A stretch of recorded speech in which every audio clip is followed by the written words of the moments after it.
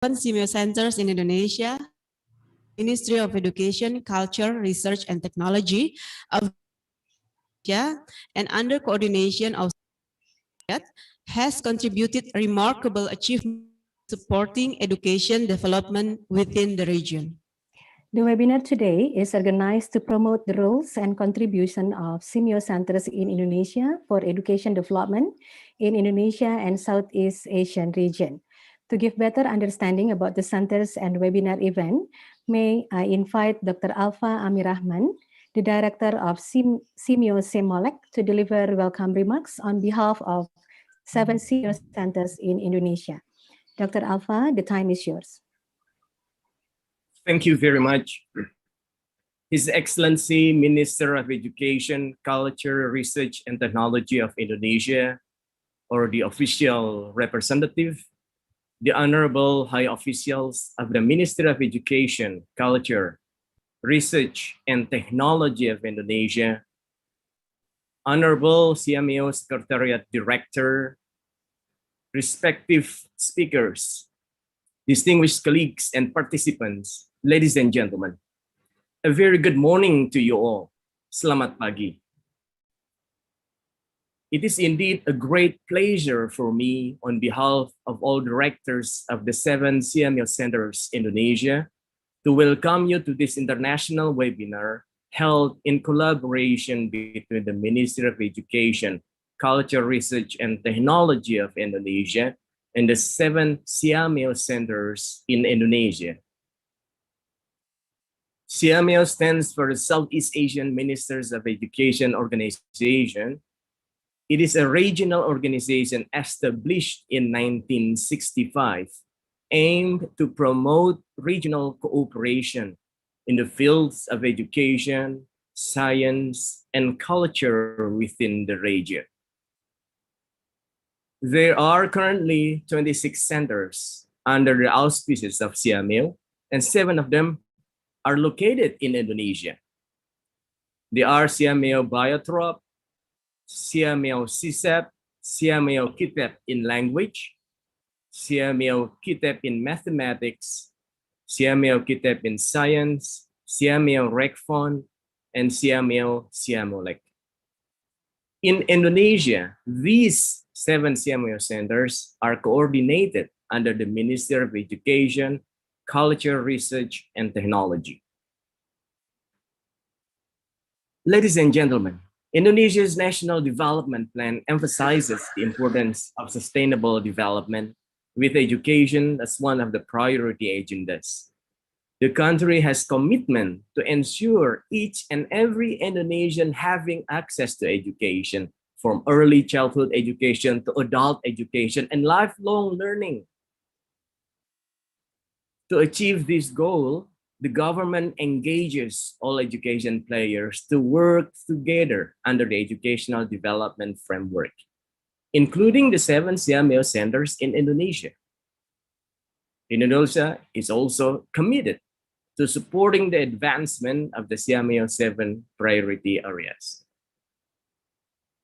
One of the national education priorities currently applied by the Ministry of Education, Culture, Research, and Technology of Indonesia is the Merdeka Belajar, or independent learning policy.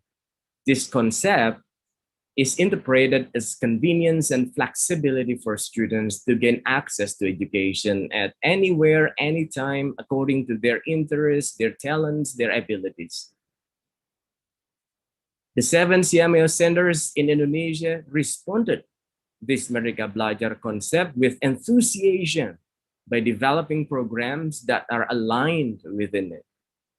In reliance with the National Education Day, or Hari Pendidikan Nasional, or Hardiknas, which is celebrated annually every 2nd of May, the 7 centers initiated this international webinar with the main theme, Contribution and Impacts of SEAMEO Centers Indonesia on Education in Indonesia and Southeast Asia. Ladies and gentlemen, allow me to present a brief overview of this webinar. We conceived this webinar for the following objectives, namely, first, to emphasize the relevance of celebrating Hardiknas of Indonesia. Second, to highlight the critical roles of the 7 SEAMEO centers in Indonesia play in the education sector of Indonesia and in Southeast Asia. Third, to share the efforts of the 7 SEAMEO centers in Indonesia in generating knowledge and building capacities of schools head, teachers, and education personnel toward enhancing the quality of education in Indonesia and in Southeast Asia. And lastly, to establish potential collaboration between the 7 SEAMEO centers in Indonesia and with your respective institutions, our dear webinar participants. We are honored to have no less than the visionary and trailblazing Minister of Education, Culture and Research Technology of Indonesia, His Excellency Nadiem Anwar Makarim, to formally open our webinar this morning, or his official representative. Our plenary speakers consist of the Secretary General of the Ministry of Education, Culture, Research and Technology of Indonesia, Professor Dr. Ainun Naim, and the SEAMEO Secretariat Director, Dr. Ethel Valenzuela.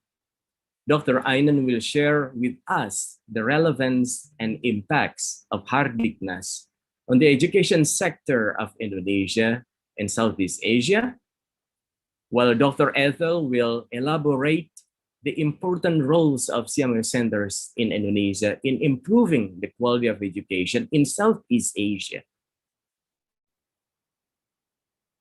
I do hope that you will find the panel discussion with the directors of the 7 SEAMEO centers in Indonesia interesting and relevant as we share with you our humble contributions and the impacts we have made so far on enhancing the quality of education in Indonesia as well as in other SEAMEO member countries. We look forward to interacting with you during the questions and answer portion.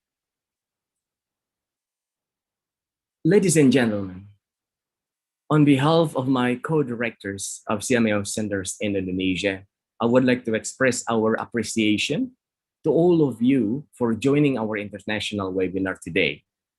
I'd like to believe that your presence here indicates your desire to collaborate with us along the 7 education priority areas of SEAMEO and the current strategic plan of the Ministry of Education, Culture, Research and Technology of Indonesia towards achieving Sustainable Development Goal number 4 of ensuring inclusive and equitable quality education and promote lifelong learning opportunities for all. Thank you very much for your attention, ladies and gentlemen. I hope this virtual event will be held as expected. Let's have a wonderful sharing and fruitful discussion. Once again, welcome to our international webinar and very good morning to all of you. Thank you very much. Thank you very much, Mr. Director. Your Excellency, ladies and gentlemen, we apologize that due to unavoidable circumstances, His Excellency, the Minister of Education, Culture, Research and Technology of the Republic of Indonesia, Mr. Nadiem Makarim, could not join us today. However, we would like to present the video presentation of him during the last week's SEAMEO Congress, which is in line and in relevance with the efforts of SEAMEO Center in Indonesia in improving the quality of education.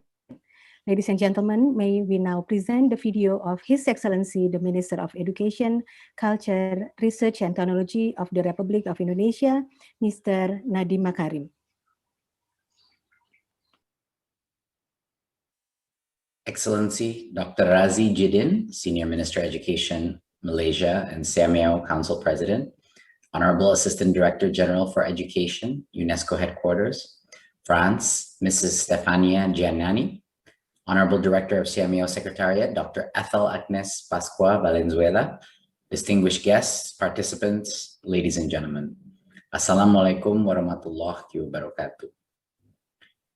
We are currently living in one of the most challenging times we've experienced, not just for the ministers of education, but also for entire governments and all swaths of sectors.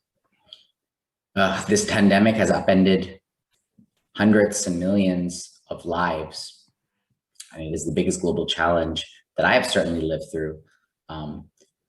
Against this backdrop, currently our goal in Indonesia right now is how do we ensure that children are continuing to learn and continuing to grow?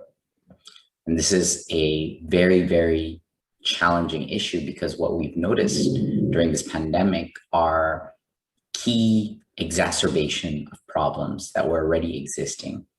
The first and foremost is the technology gap, which has become far more apparent during the pandemic, and how the technology gap and the economic gap play a huge part in inequity in the educational space, and therefore downstream in the economic space as well, especially in developing countries with vastly diverse geographic infrastructure, vastly diverse cultural diversity, and economic discrepancies and divergence is worsening with the pandemic. The second part is really the challenge of how to assess, quantify the loss of learning that has happened. And the very challenging decisions are deciding after finding out that how to actually play catch up and what are the most effective ways without recreating some of the mistakes in the past. And so the third big challenge here is really exposing different levels of digital literacy also among teachers in certain areas that have learned quickly about how to use technology and how to adapt creatively to the pandemic and distance learning, and those that have not. And this is, I think, remains to be the biggest gap that will have the biggest gap on educational and learning outcomes, is the ability for teachers to teach themselves new skills and new competencies, and their willingness and courage to adopt technologies which they may fear in the short term, technologies which may make them feel uncomfortable. But the pandemic has clearly shown the gap between those that are much more digitally literate or are willing to learn faster and those that aren't. Outside of these kind of new challenges are things that were, I think, traditional challenges, but have been exacerbated by the pandemic. We're coming to terms much more powerfully now that the flexibility of the curriculum, the ability for the curriculum to adapt to each of the regional and specific school needs and specific student needs are even greater. The pandemic has also exposed how budgeting flexibility and the ability to kind of give autonomy and decision-making on budgets at the school level has become a critical component in the ability for the school to take quick action and to take iterative, innovative steps to tackle not just the educational issues, but also the health issues and economic issues that the pandemic has caused. So we're seeing a lot of validation for things that were previously instinctively known, but during the pandemic, this became far more exposed, and therefore the impetus or the motivation to change has also increased. So now we move into a few opportunities here, and there are definitely some opportunities that the pandemic has opened.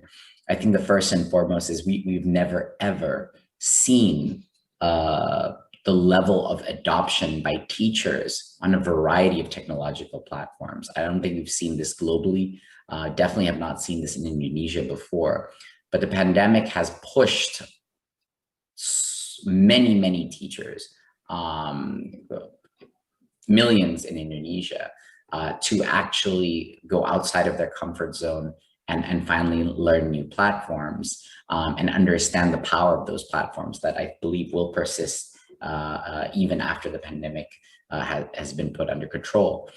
The second, I think, opportunity is parents finally realizing that school is a lot more than an institution to outsource education of their children, And that participation of parents, we've never seen this many parents actually opening textbooks and trying to understand curriculum and trying to support their children academically to this extent. And I think that that could very well be a very positive trend, despite the stress that is causing a huge amount of parents. And then, of course, I think the familiarity with utilizing technology as a way of collaborating between teachers, parents, and students is something that we've really never seen before. This kind of triangle of collaboration that is happening on these platforms, I think, is going to add a huge number of opportunities in improving learning outcomes and improving learning participation among all of these parties. So moving forward, we have to close the digital gap first and foremost by ensuring that connectivity is spread across all regions and putting clear emphasis on the education sector to be able to access access the internet is going to be a level, kind of foundational level of connectivity that is required for us to do any type of improvements in the future. So first is internet connectivity. Second is ensuring that the schools actually have the toolkits, actually have the devices in order to use technology. The third is the ability for teachers to access a huge amount of independent learning to understand how technology can help in the classroom. I think a lot of the innovation in EdTech focuses on how to, and understandably, how to create revenue from parents wanting to pay for supplementary materials and courses for their students. But I think the huge, bigger opportunity to improve learning outcomes is technology for teachers. Technology for teachers to spend less time in administrative purposes, spend less time in manual tasks, and focusing a lot more thinking time and collaborating time with other teachers to think about how to make their classes better. So I think technology for teachers and by teachers is going to play a critical role in increasing the quality of education in the future, enabling teachers to be able to do rapid assessments and diagnostics on their class and being able to segment their class, being able to personalize their classes, being able to do innovative models like the flipped classroom, in which they watch materials at home and then go and solve problem sets in schools. The ability for the first time to perfectly personalize homework for every single student. These are all the opportunities that are available with technology. Digitizing the curriculum, digitizing the materials, and providing autonomy for both the teachers and the students to actually access that is one of the greatest opportunities, I think, in educational technology today. But that will need to be supported by a series of legislations that focus on providing autonomy of budgeting, autonomy and flexibility on the curriculum, and also a simplification of the bureaucratic and administrative requirements that teachers have to undergo in order to continue in their career, and so on. So the big challenge in Indonesia today is the shift from the administration of education to the achievement of learning. And this is one of the most challenging, but I think one of the most important goals that certainly technology can play a huge role in. Thank you very much, ladies and gentlemen. Wassalamualaikum warahmatullahi wabarakatuh. Waalaikumsalam warahmatullahi wabarakatuh. Thank you, His Excellency, for sending us a clear message. So, ladies and gentlemen, we are still waiting for the presence of the Honorable Secretary General of the Ministry of Education, Culture, Research and Technology of the Republic of Indonesia. While waiting for your convenience, we are going to take pictures to memorize this precious occasion. May we request our guests of honors and all panelists to turn on the camera for group picture. But then we are going to divide into two sections. Kindly please follow my lead. The first section, may we invite all the research persons, VIPs and BODs of the 7 SEAMEO Center to open the cameras. Other panelists, please kindly wait and close the camera. Our IT team will manage to do this. Okay, I just got one message. IT person, would you please help to share? Sas is actually in the participants, and we need to move him into the panelists.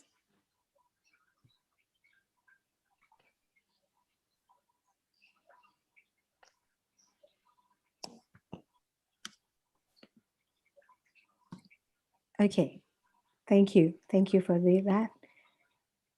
Okay, so probably the picture taking is going to be doing later after the opening ceremony. So welcome, His Excellency. Your Excellency, ladies and gentlemen, without further ado, now may we have the honor of inviting Professor Ainun Naim, the Secretary General of the Ministry of Education, Culture, Research and Technology of the Republic of Indonesia, to present his remarks and officially open the international webinar on behalf of His Excellency, the Minister of Education, Culture, Research and Technology of Indonesia. Professor Naim, the time is yours.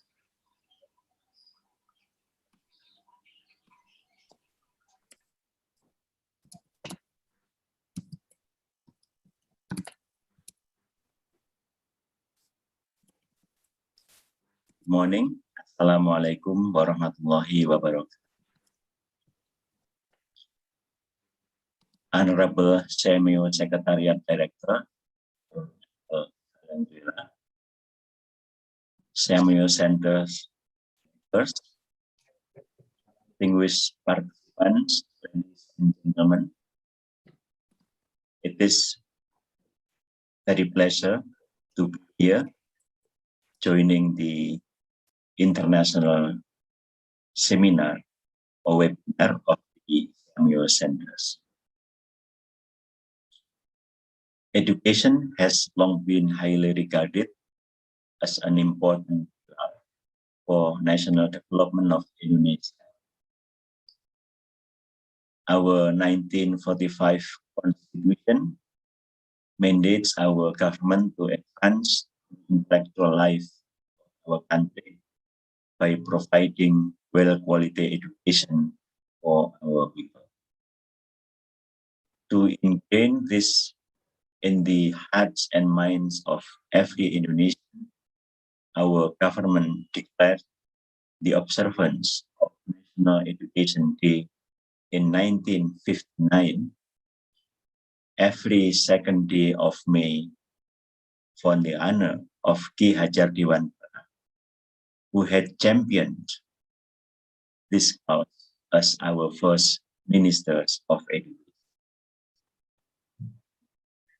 Through the years, Ministry of Education, Culture, Research and Technology. This is the new name of the Ministry of Education and Culture, the previous name, because now we cover research and technology development in Indonesia.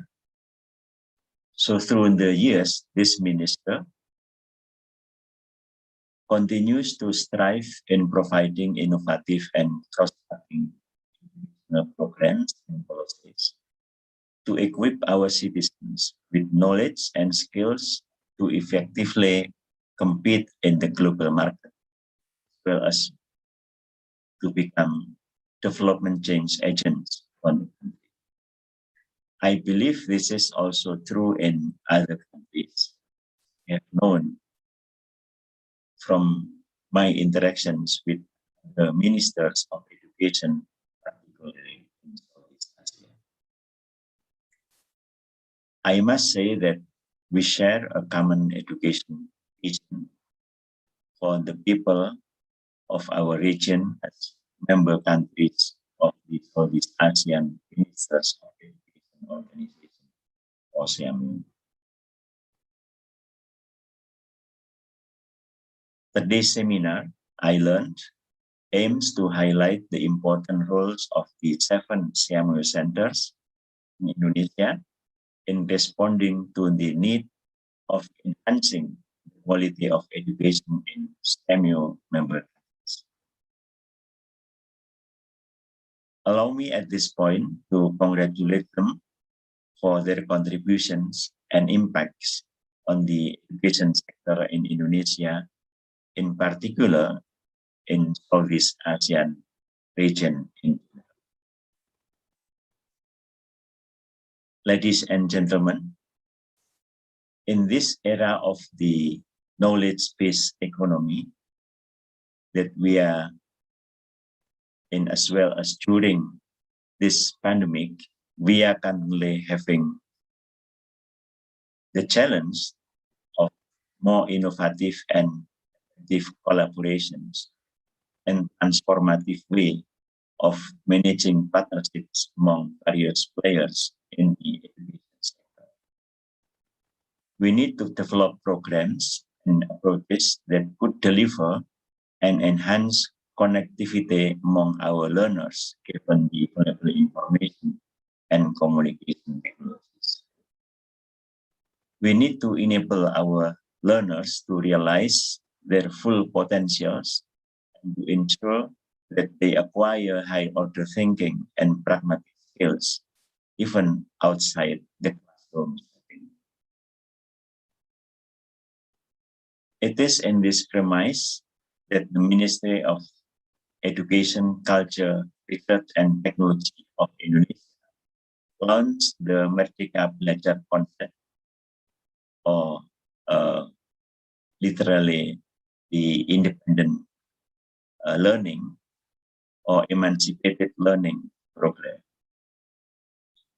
Merdeka Belajar is designed to promote a spirit of mutual cooperation among all education stakeholders towards removing the barriers and providing more creative and innovative learning for students, making them more well-rounded and competitive individuals. It also means that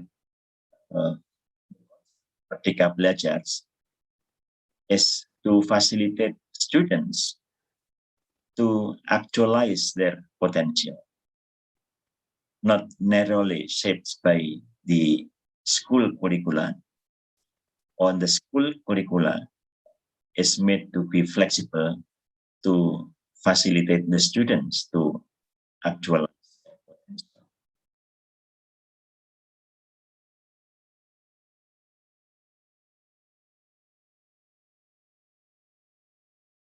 Distinguished guests, ladies and gentlemen. Now, let me explain to all of you about the why the second day of May. The second day of May is the birth of our first education minister, Ki Hajar Dewantara, and our leader in education that promote educational development in Indonesia. He has very important concept in education that's become the theme of this ministry. Tuturi Handayani, yeah, it's part of the philosophy. That's the theme of our ministry.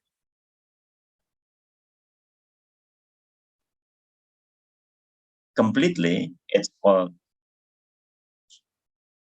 Engarso Sungtulodo. This is in Javanese language because he is Javanese.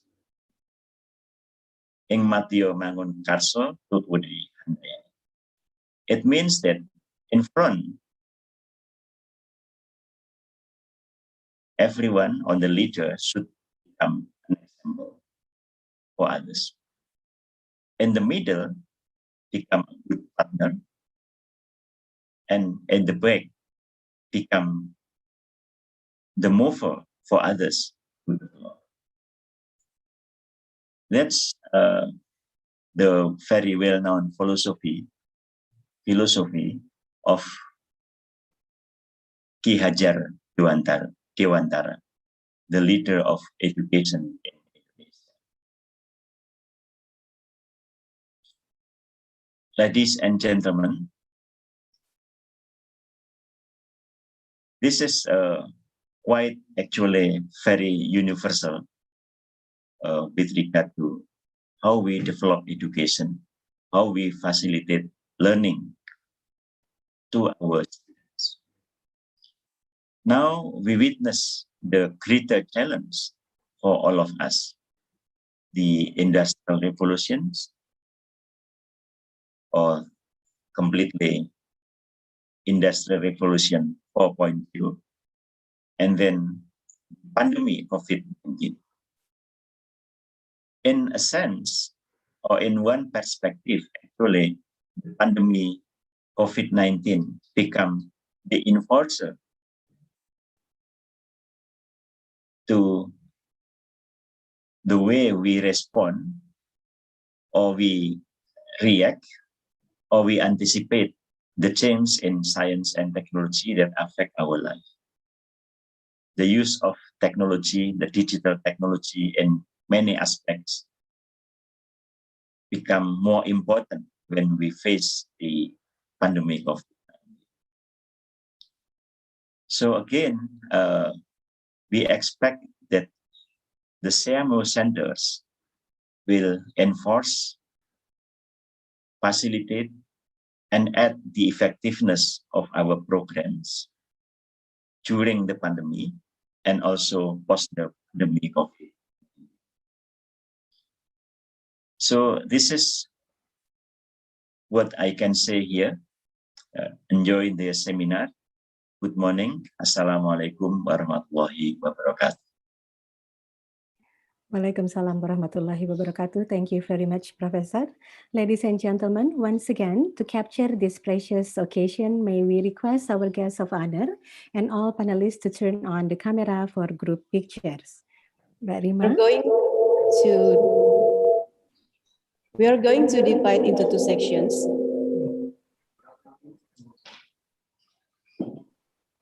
We apologize again for the technical problem. We are going to divide into two sections. Kindly please follow our lead.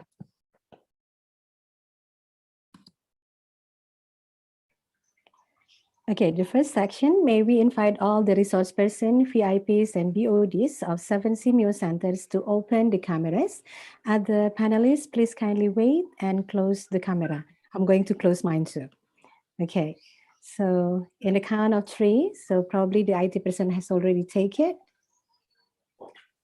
1, 2, 3. Thank you very much.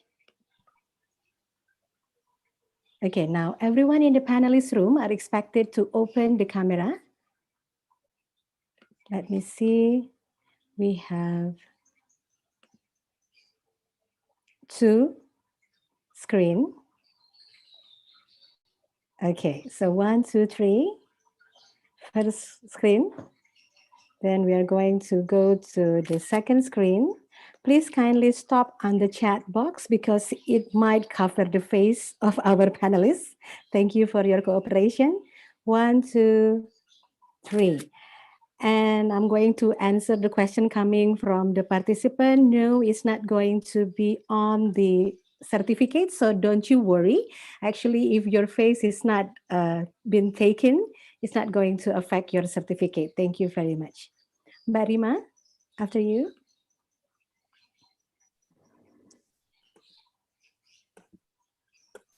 Okay, thank you, Mbak Rita.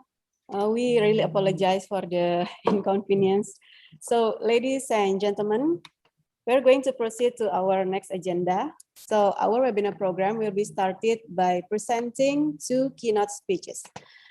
2 keynote speakers. The Secretary General of the Ministry of Education, Culture, Research, and Technology of Indonesia that has presented his keynote speech earlier, and continued by the Director of SEAMEO Secretariat as our keynote speakers.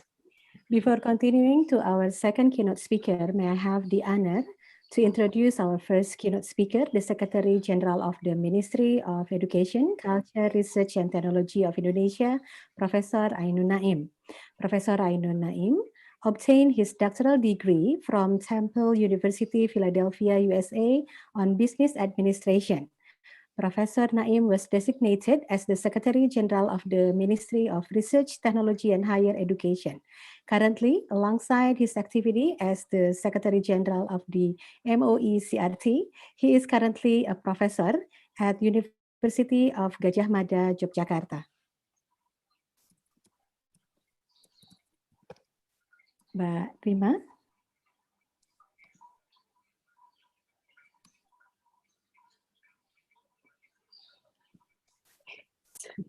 Okay. Yeah, ladies and gentlemen,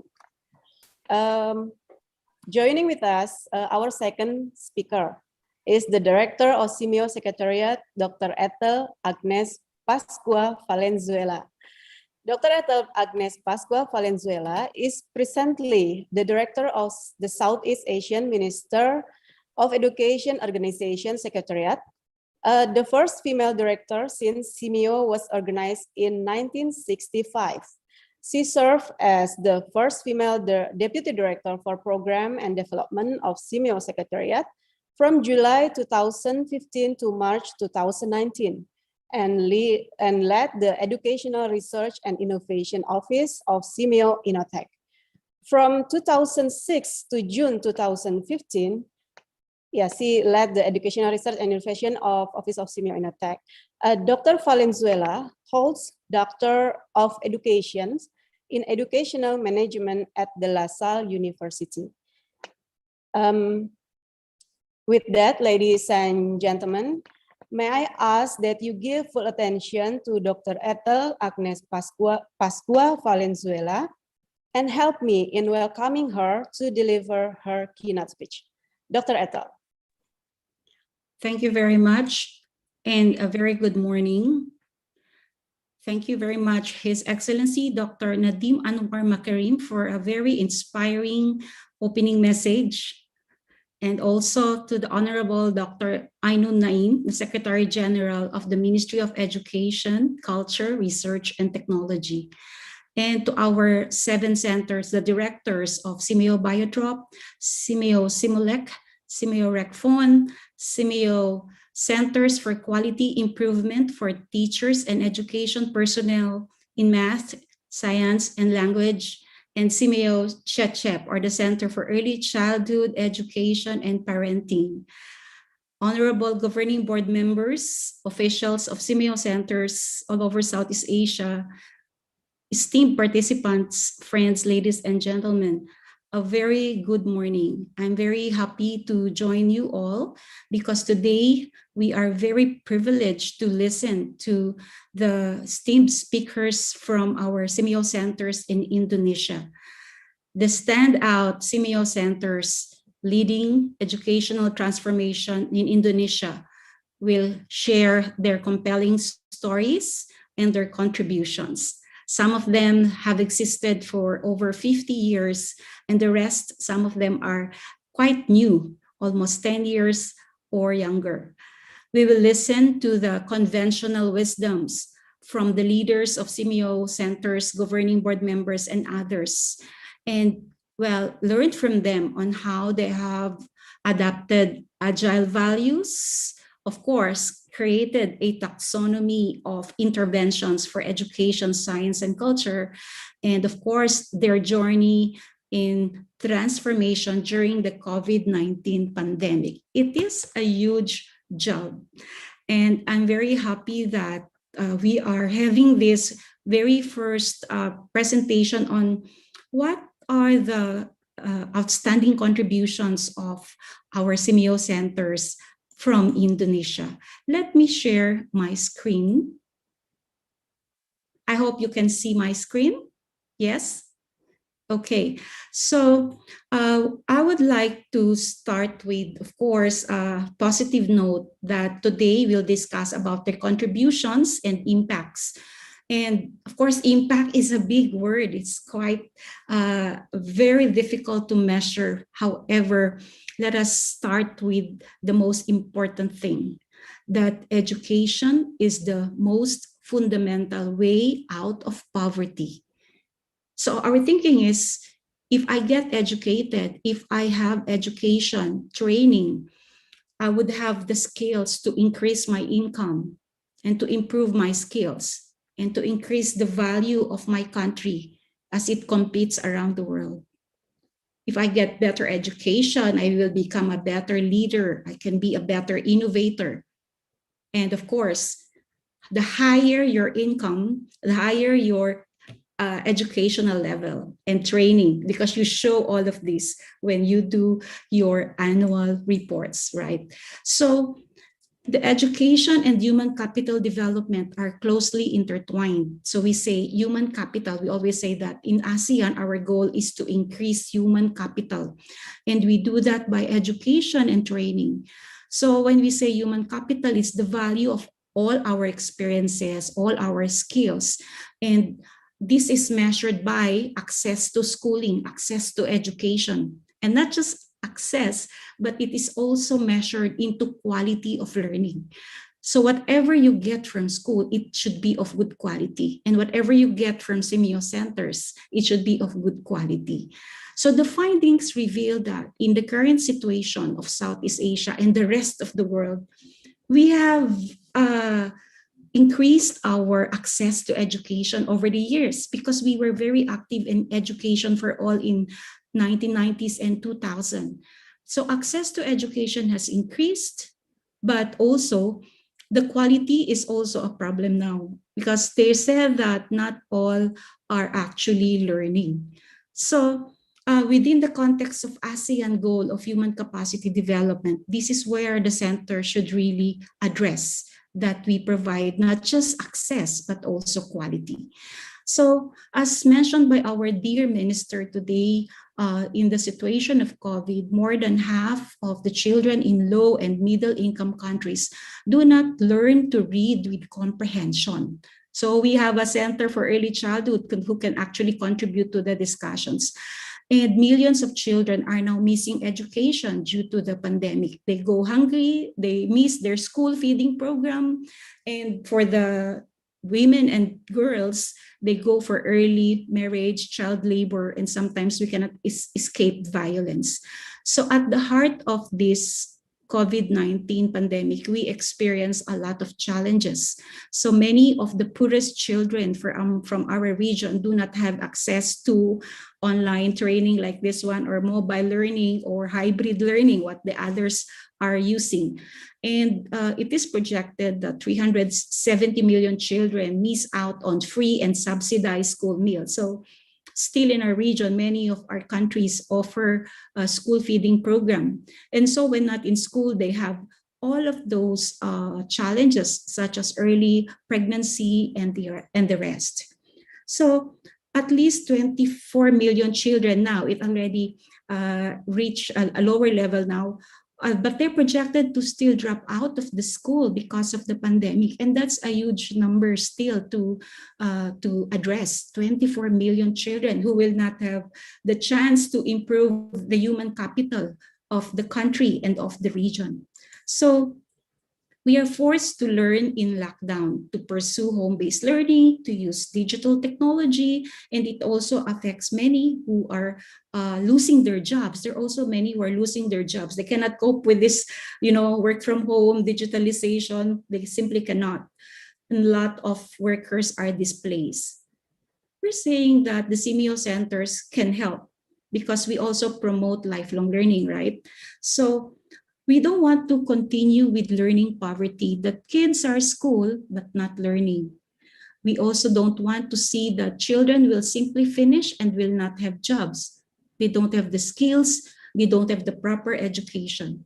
So this is actually a situation that we are addressing. So instead of thinking about learning loss, learning poverty, we will be asking our centers to contribute to learning realignment, that we need to reach out and get those children and teachers out from this situation. And that is SEAMEO Cares. So the new normal is that since last year, March, I remember I have asked the SEAMEO centers on the webinar. So our first webinar series was actually April, at the same time as we're having our SEAMEO Congress. That was our first webinar. And from that time on, we have already reached over 1 million teachers and learners since the pandemic.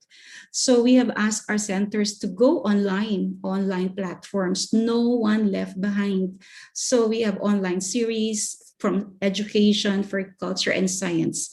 And we have also asked centers to contribute their learning resources and materials for free. So if you will go to our website at SEAMEO Secretariat, we have even asked our partners to contribute their learning resources for free, and many of them are really of good quality.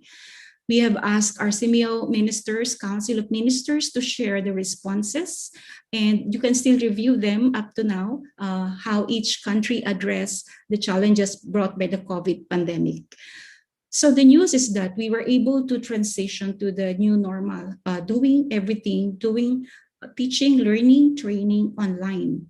But nevertheless, some member countries of us, for example, Laos, they use the combination of online plus also using the modules, or Timor-Leste utilize text by sharing all the lessons by text or mobile technology and the rest. So it's actually different strategies for all countries. But the thing is that we were able to move as one in our region. So many of you are curious because the topic is actually impact. We have a roadmap. Since 2015, we already have adopted priority areas. The priority areas of SEAMEO starts from the heart, which is early childhood care and education. We envision that by 2035, all at least 5 years old boy and girls will be having access to kindergarten, at least one. But in our region, some countries have 3 years, preparatory, nursery, and kindergarten. That's fine. But the minimum that we request from Southeast Asian countries is at least kindergarten, which is a policy, a national policy to have everyone, because the foundation years is in early childhood care and education, which is linked to number 2, inclusive education. So centers are also doing a lot of job to address barriers to inclusion. And then because we are in a region where there is a lot of problems on emergencies and cases of, for example, tsunami or storms or volcanic eruption, we also have asked our centers to do, training or education for emergencies. At the heart also of our intervention is promoting technical vocational training, because this is important for skills development. And don't forget teachers, they need to be revitalized, they need to be motivated. We need to get good teachers and higher education and adopting 21st century skills. So how are the centers doing their job? So you see in 1 year's time, the centers have 293 activities, whether it is face-to-face or online. And it is a lot of intervention per year. So the pandemic did not stop them from carrying on their job. So as you see, however, many of their activities are on higher education and 21st century skills and teacher education. So those are the 3 areas where most of our centers are working on. And priority areas for inclusive education and early childhood, we need to improve our activities there. So the ministers have moved forward with asking the centers to enhance teacher training, foster learning environment that is free from disruption, and also sustain open educational resources. And the recovery is now what we are currently doing, supporting teachers online, having country guidelines for COVID-19 prevention. We are still in a 2nd or 3rd wave. Recovery from learning gaps that I mentioned, the learning poverty, and support the disadvantaged learners. And we were trying to do our cares for fund for COVID-19. So you will see more and more activities from our centers, because it is now our a decade launch of our strategic plan. Science agenda and culture agenda is part of our discussion. And we will continue to work with other international organizations to promote better coordination of educational intervention for human capital development.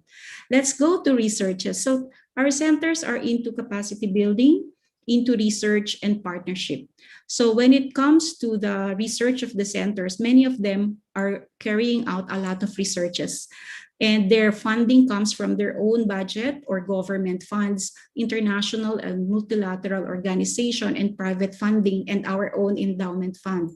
But the center of their research programs are actually mostly for students and teachers and educators. So we will see that Indonesia has a lot of research program going on, right? Because our Biotrop Center has journal and RecFon also and the rest. So our Indonesian centers are performing well in the research and development. So this is the grade for impact, okay, 89.47%. Okay, and well, you can see that our centers are very, very active. For example, here I have shown to you how much or where did the centers contributed in terms of the research program. So you see Biotrop has 67 accomplished and 26 ongoing, and the new centers such as KIMKIS and RecFon also, they don't stop. They also contribute to research and development, and also Simulec and our centers of other centers have also contributed. So in education, the ongoing research is like a lot accomplished. In education, 67, in science more, 105 were accomplished, and many are still ongoing. So this will just tell you that we are not on sleeping mode. And even if it's a pandemic, whether it is capacity building of 293 activities of SEAMEO or research programs, they are performing well. So as you see from the overview of our research, the second domain of the function of the centers accomplished just the last 2 years, 176 total, and ongoing 123 researches. These are scientific researches or educational policy researches and the like. So the centers are in somehow utilizing their budget and the host country's budget, but they are really doing well in terms of their accomplishments for capacity building and their research. And of course, now we are launching that we work together as one.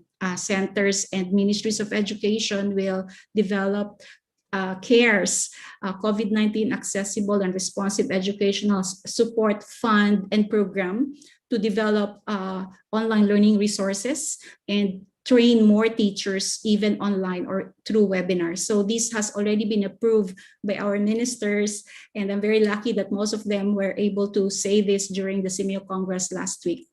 So this is we started with some of the border school. We also have border school project. We went to Thailand and Laos border and helped or assisted those without any learning resources at all to have at least books and all of these online facilities. Of course, we need to do more because now lockdown, we cannot go out of Thailand right now and we cannot do a lot. But way forward is continue this collaboration for educational policy for the region and to think about the center of intervention, which is the learners. We need to retool and have them equipped with 21st century skills, like the minister's message that digital gaps should be addressed and we should continue our work. So collaboration is a must. And we are here, we are willing to help, we're willing to facilitate all of these for our member countries.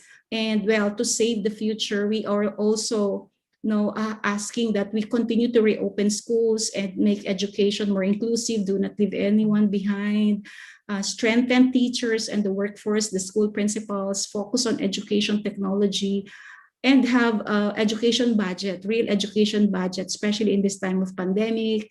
Do not cut the education budget and mobilize the international resources for financing education. And let's use our resources better and more effective.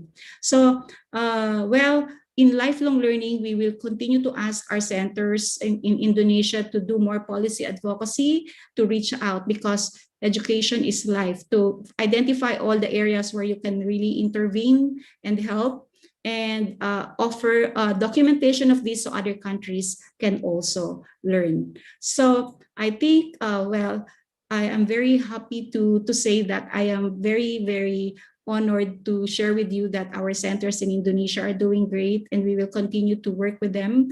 And if you want to look at all of those reports, just go to the SEAMEO Center website. We have the resources that are for free. You can download and get them. So with this, I would like to really ask you to subscribe our channel and be updated on any happening, any webinar from us and our centers. Thank you so much. Thank you so much, Dr. Ethel, for the brief and insightful materials. Ladies and gentlemen, now may we proceed to the panel discussion that will be facilitated by Ms. Marcella Dwinda Dati Hutami from Cooperation and Public Relations Bureau as the moderator.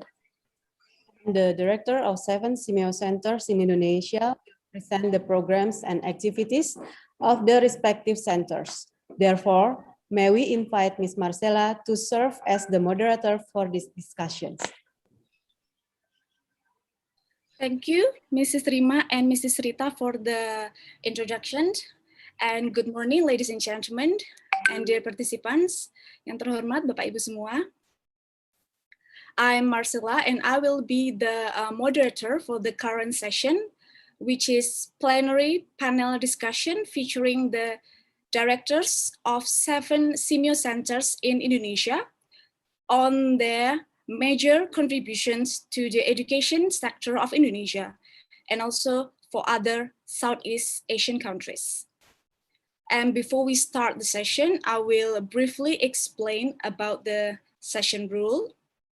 There will be 7 presenters from the SEAMEO centers, and the allotted time for each presenter is 10 minutes.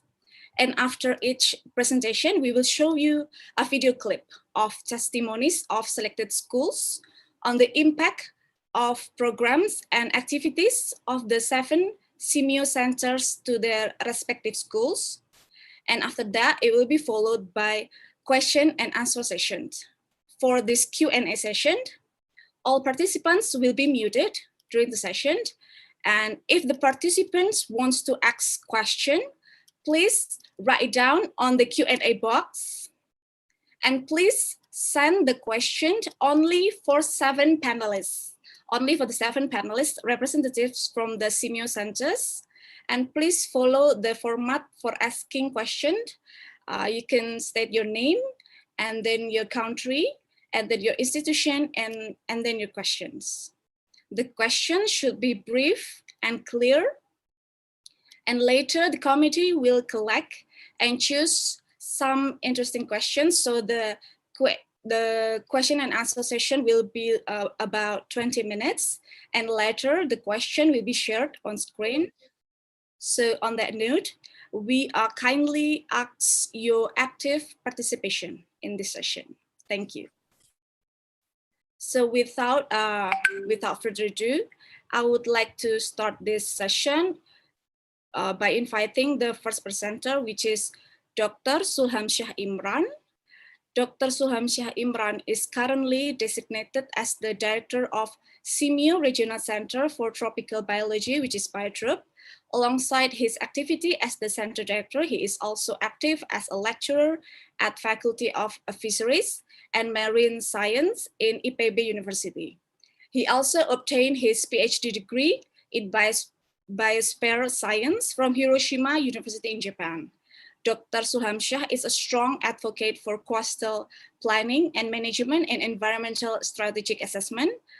And among his recent scientific publications were on community knowledge, attitudes, and practices towards environmental conservation, assessing influencing factors in Johor Bahru, Lombok, and then coastal vulnerability index aftermath tsunami in Palu Bay.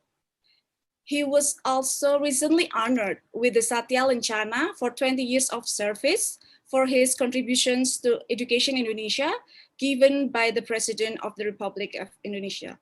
Without further ado, I would like to kindly invite Dr. Sulaiman Shah Imran. The floor is yours, please. Thank you. Thank you.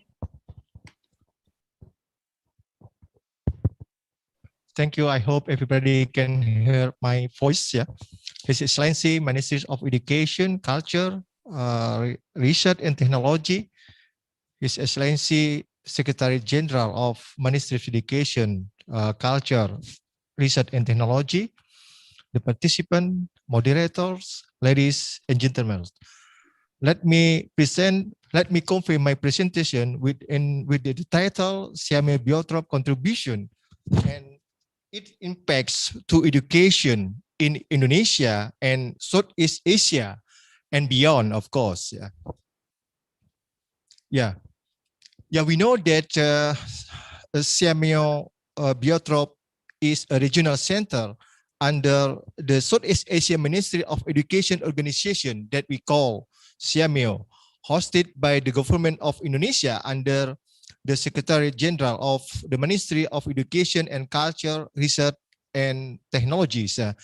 It was established on 6 February 1968.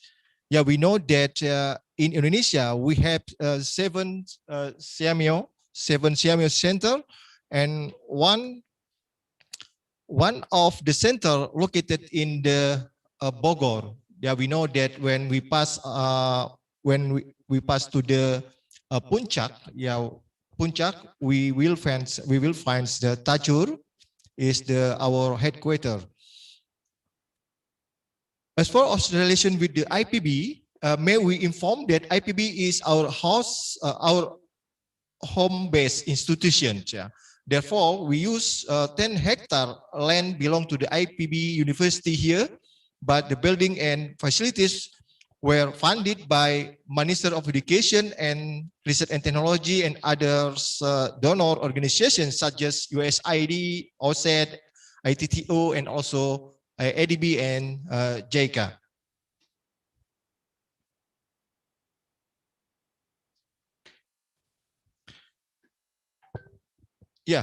We know that the SEAMEO Biotrop has several program and activities to support an education in Indonesia and also Southeast Asia, such as Smart Bee programs, fruit garden program, and then school garden, food safety, environment conservation, Star Village, and entrepreneurship. SEAMEO Biotrop has provided some laboratories such as tissue culture, entomology, phytopathology, aquatic, biotechnology, natural product, GIS and remote sensing, biosystem, herbarium, and environmental laboratory. We also have the one master program that conduct joint partnership between SEAMEO Biotrop and IPB University. We provide also some dormitory as well for the participant who attend our training.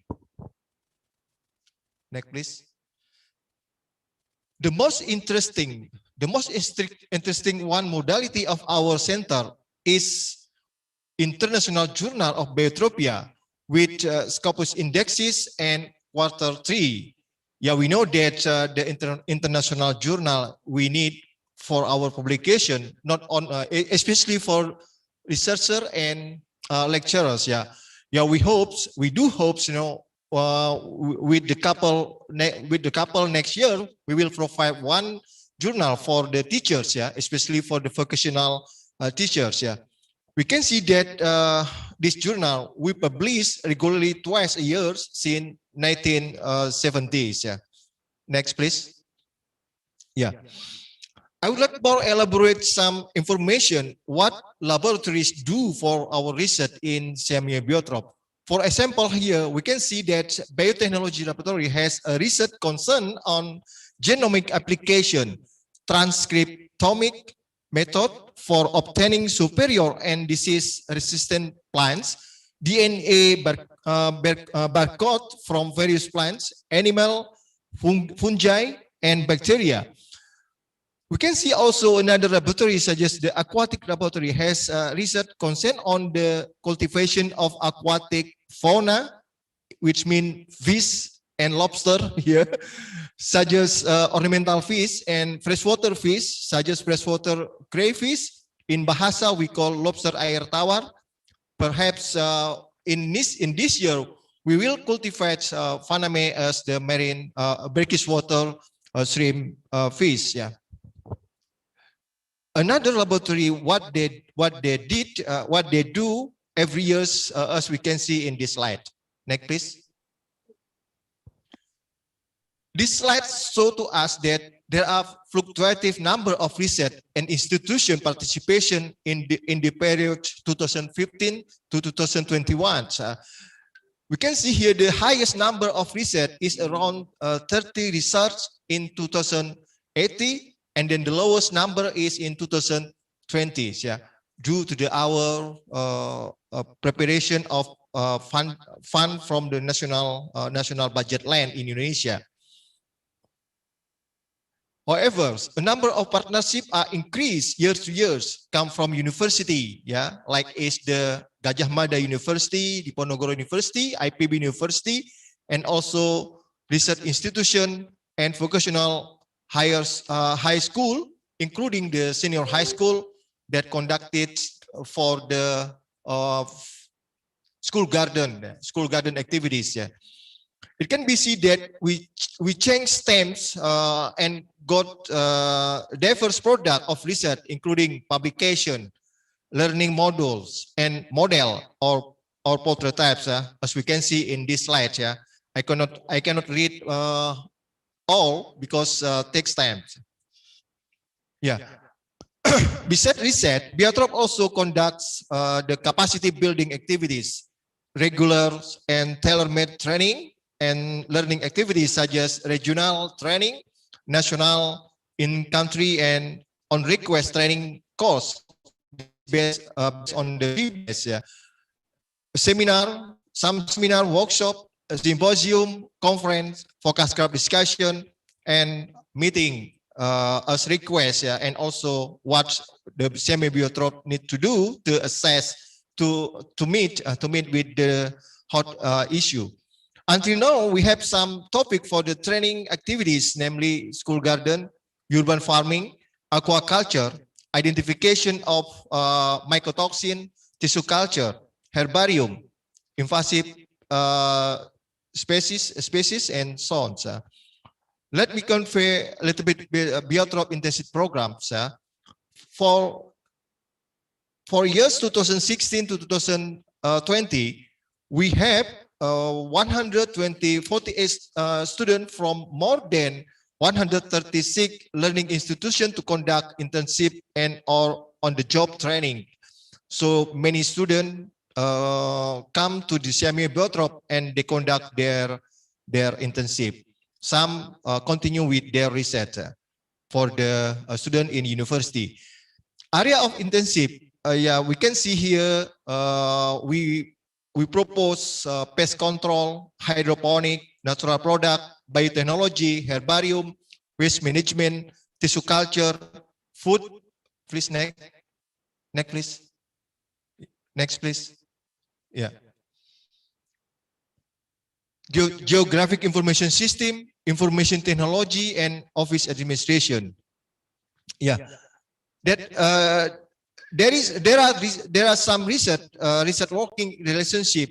We cover also active 2 diploma student, 104 undergraduate student, and 23 postgraduate student, and 458 students from 85 university and 77 school. Next, please. Since 2019, we collaboration with the PT Kibo and Associate Agriculture Company in Japan.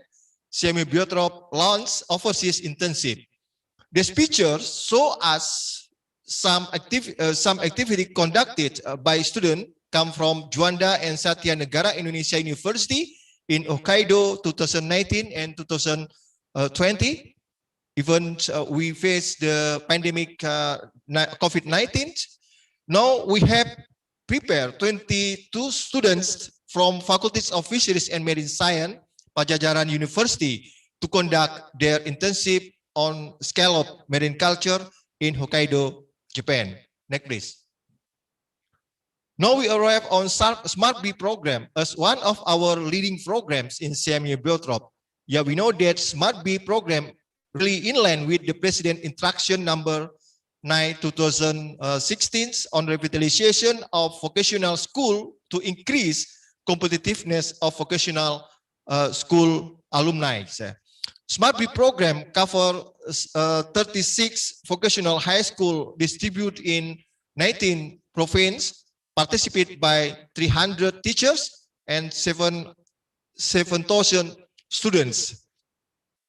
Smart Bee program was extended to 32 high school that include senior high school, vocational high school, Islamic boarding school, and Islamic senior high school from Bogor district, participated by 96 teachers. Yeah. So this year we will expand this program to this Southeast Asia, and also we will invite some vocationals for some potential vocational school to engage this Smart Bee program. Next, please. We can see in this slide, so as training for training was conducted, a training program participated by 266 vocational high school, Islamic boarding school, and Islamic senior high school, and then 1,861 teachers. Yeah. The topic of training within Smart Bee can be seen in this table. Smart Bee program has established 36 hectare fruit garden within 66 schools.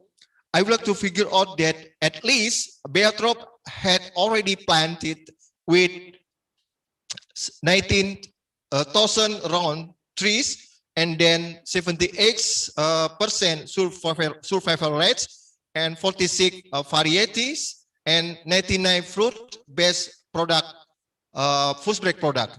This program also produced 51 standard operational procedure, and it will be published by Biotrop. Next, please.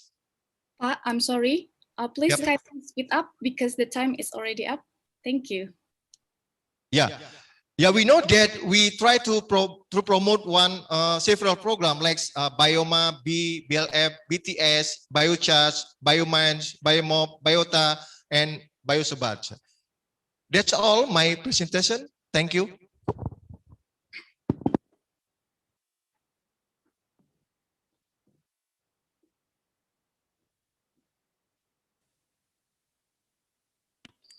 You are still unmuted, Miss Marcella, sorry. Okay, thank you so much, Dr. Sulhan Shah Imran, for the very interesting presentation. I'm so sorry, I need to cut the presentation because the time is up. But later, we can follow it up more in the question and answer session. And after this, we will show you the video clip from SMK Pertanian Pembangunan Negeri Mataram. They will be presenting testimony on the impact of program and activities of Biotrop for their school. Please.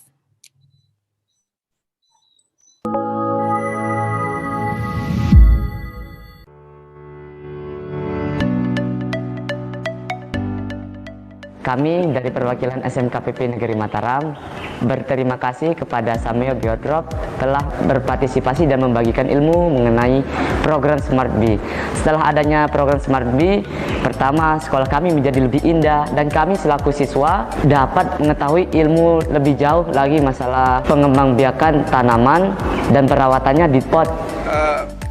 Program Smart Bee dari Biotrop ini sangat membantu kami SMKPP Negeri Mataram.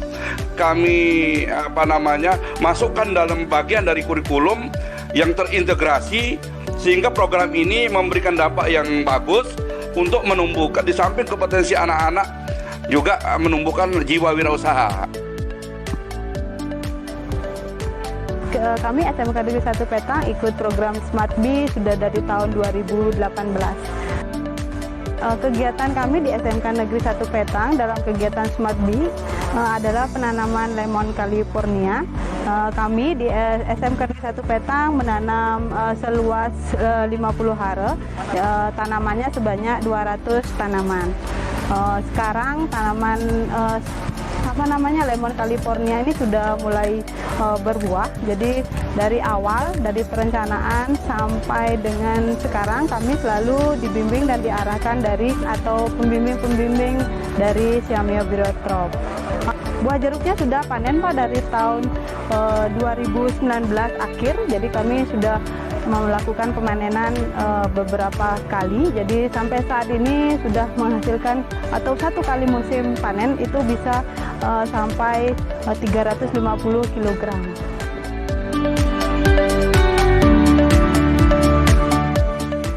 Saya terpilih menjadi salah satu guru yang mengikuti magang industri di SEAMEO Biotrop. Nah, untuk prakteknya di situ saya mengambil tentang hidroponik. Hidroponik yang saya dapat di sini itu pun membuka mata saya bahwa ternyata budidaya secara hidroponik itu ya adalah sebuah cara pertanian modern yang saya pikir selama ini sangat susah, ternyata tidak susah gitu. Asal ada aja kemauan. Pertanian kita itu tidak hanya sekedar mencangkul loh, kita bisa juga bertani secara elit istilahnya gitu. Kita bisa bertani secara bersih dengan pakaian yang juga bersih. Kemudian dengan adanya hidroponik ini, masyarakat itu udah semakin tinggi minatnya untuk mengkonsumsi sayuran-sayuran hidroponik.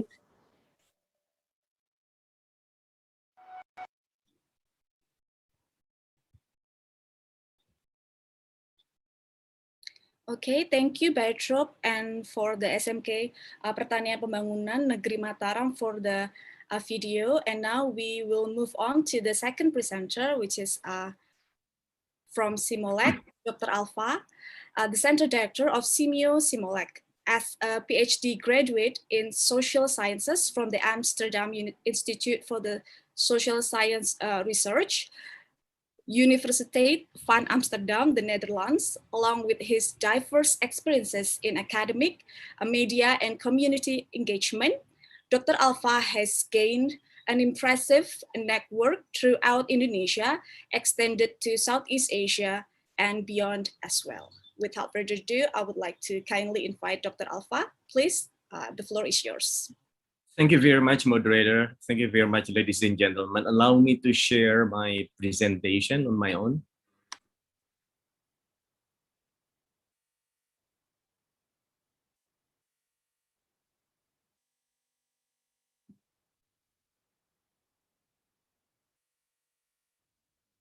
Ladies and gentlemen, I would like to elaborate our work, our effort in the development of distance learning in higher education.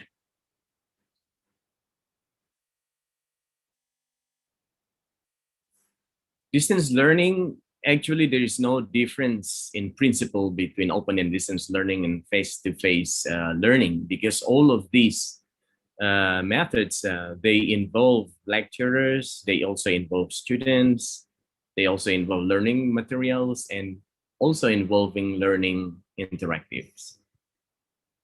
And distance and learning concept, yeah, we have provider, higher education institutions. This higher education institution should act as providers, and then there should also a platform which is in the form of learning materials, and then the service that we are giving is the learning activities. And then the users, student lecturers, and then administrators. This is the distance learning concept.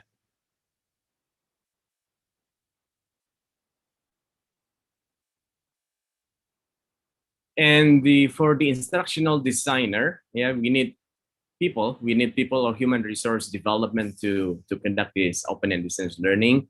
And who are they? They are instructional designer, they are subject matter experts, they are web and media developer, and they are administrator and also IT technician. And the instructional designers, they determine the skills and knowledge that need to be covered. And they select the appropriate learning strategy. They also determine learning delivery and learning assessment strategy. So this is the job of the instructional designer, who is this person would play a very important role in ensuring that the distance learning conducts accordingly. And the subject matter experts, along with the instructional designer, we need subject matter experts who has an expertise in the content. They contribute relevant knowledge and information. They design the lesson plan. They also design the assessment strategy. They develop learning materials, and the main lecturer in the online learning. They provide also learning materials. Problems. Along with the instructional designer and subject matter experts, we also need web and media developer who will assemble learning elements, who will also develop interactive learning media and components. And the next one that we need is administrator, course admin, online facilitators, and tutors who will manage users of LMS, who will provide solution for application admin and administration related problems. And they will also provide services related to students' active participation, and they ensure information flow related to learning process.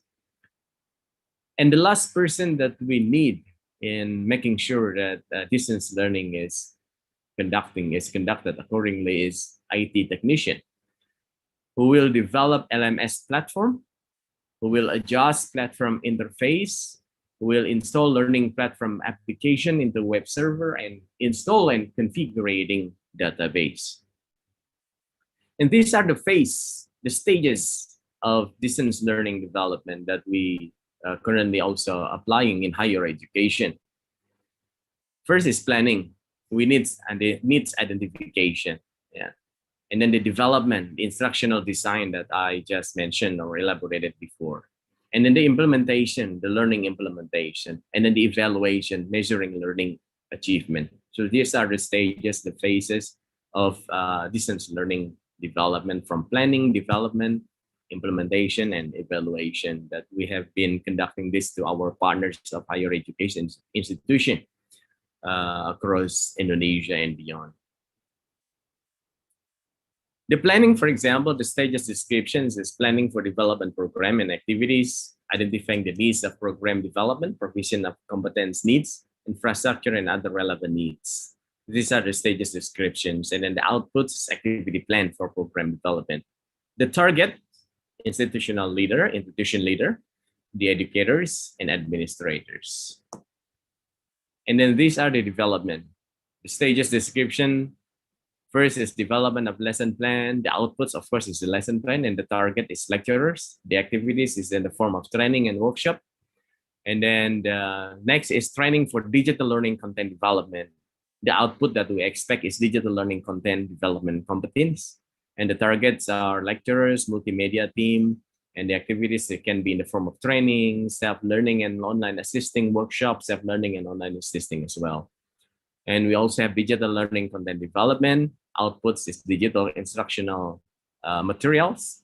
The target is lecturers, multimedia team, And we also have digital learning content review.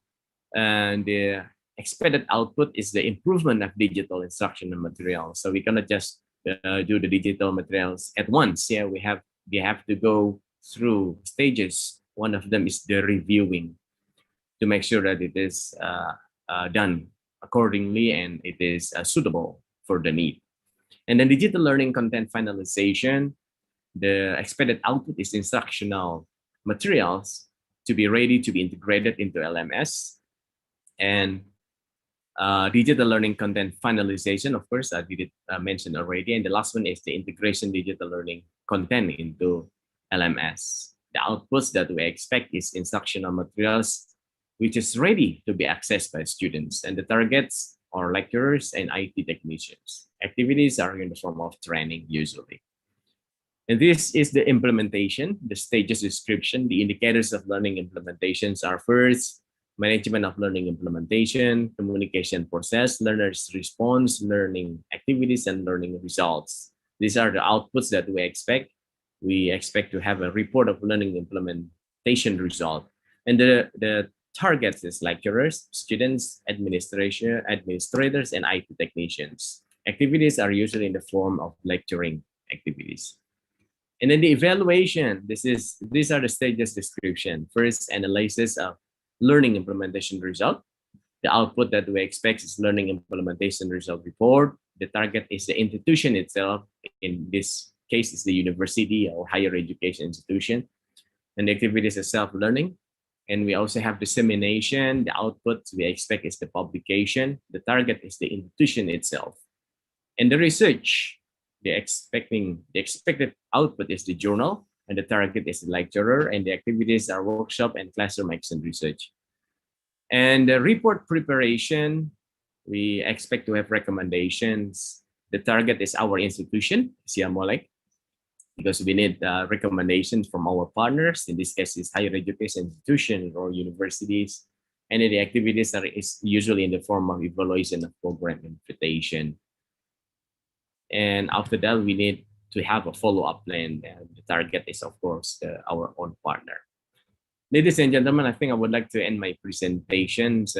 Very simple, but we have already done this extensively and intensively with our partners, particularly by higher education institutions, universities across Indonesia and beyond. Thank you very much, moderator. I would like to end my presentation. Thank you.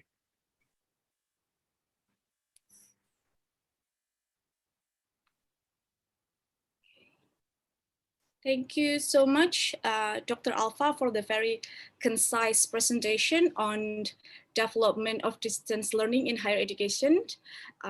Apparently, you still have like 5 minutes more. Do you want to add something maybe, or maybe later on the question and answer session? We can just go to the testimony of our partner. Thank you. Sure.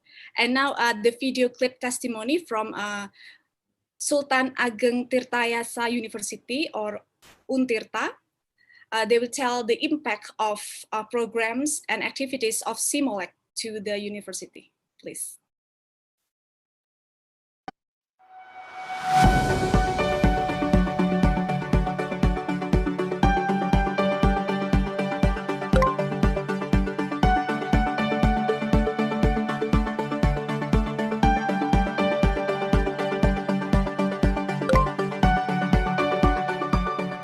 Secara legal kita menyiapkan mulai di Desember 2019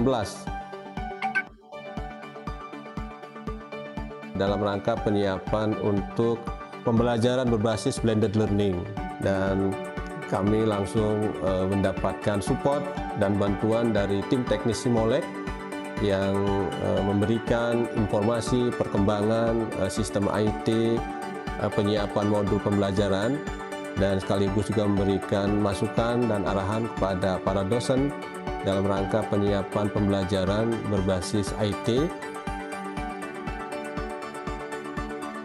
Sistem pembelajaran dari Untirta ini mendapatkan penguatan konten, termasuk juga desain-desain model pembelajaran dari tim SEAMEO kepada dosen-dosen yang ada di Untirta. Dan alhamdulillah, pada Untirta termasuk yang rate pengunjungnya termasuk tinggi secara nasional. Ini juga saya kira berkat support yang intensif dari tim SEAMEO. Ke depan saya kira partnership antara SEAMEO dengan Untirta dan mungkin dengan perguruan tinggi lain harus terus ditingkatkan. Khusus di Untirta, tentu kita akan mendapatkan juga dukungan sepenuhnya dari tim SEAMEO untuk implementasi kampus merdeka. Itulah harapan kami dengan terus memperkuat kerjasama yang baik dengan SEAMEO.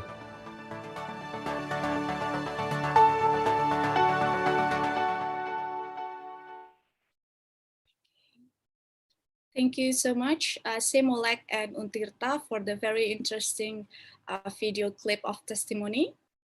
And now for the third panelist, we will have from RECFON, Professor Dr. Muhtarudin Mansur is the director of SEAMEO Regional Center for Food and Nutrition, or RECFON. He is a medical doctor by training with specialty in occupational medicine. He also serves as a lecturer at the Faculty of Medicine of Universitas Indonesia. His past positions include being the director of the Health and Sports Medicine of the Director General for Community Health of the Ministry of Health of Indonesia from 2014 to 2016. Professor Dr. Muhtarudin obtained his PhD in Health and Community Care from the Leeds University. Now, please, Professor Dr. Muhtarudin, the time is yours. Thank you, Marcella. Thank you. Yeah, well, may I start to share the screen, please? Yeah.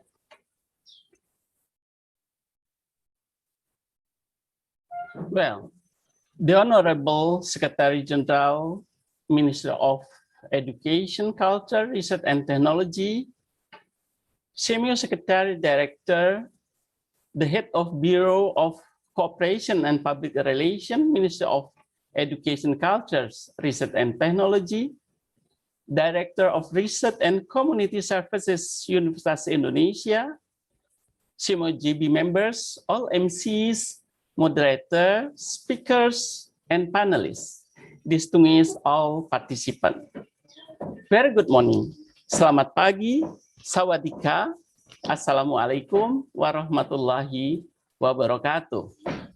It's an honor for me on behalf of SEAMEO RECFON to share the presentation of what SEAMEO RECFON have been doing on building healthy human capitals through freedom learning.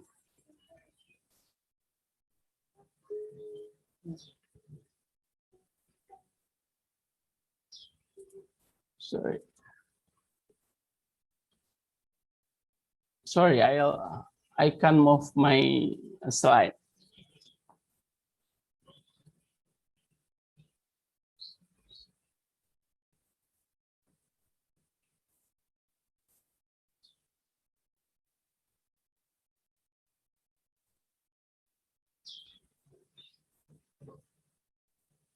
Well, can you see my slide, please?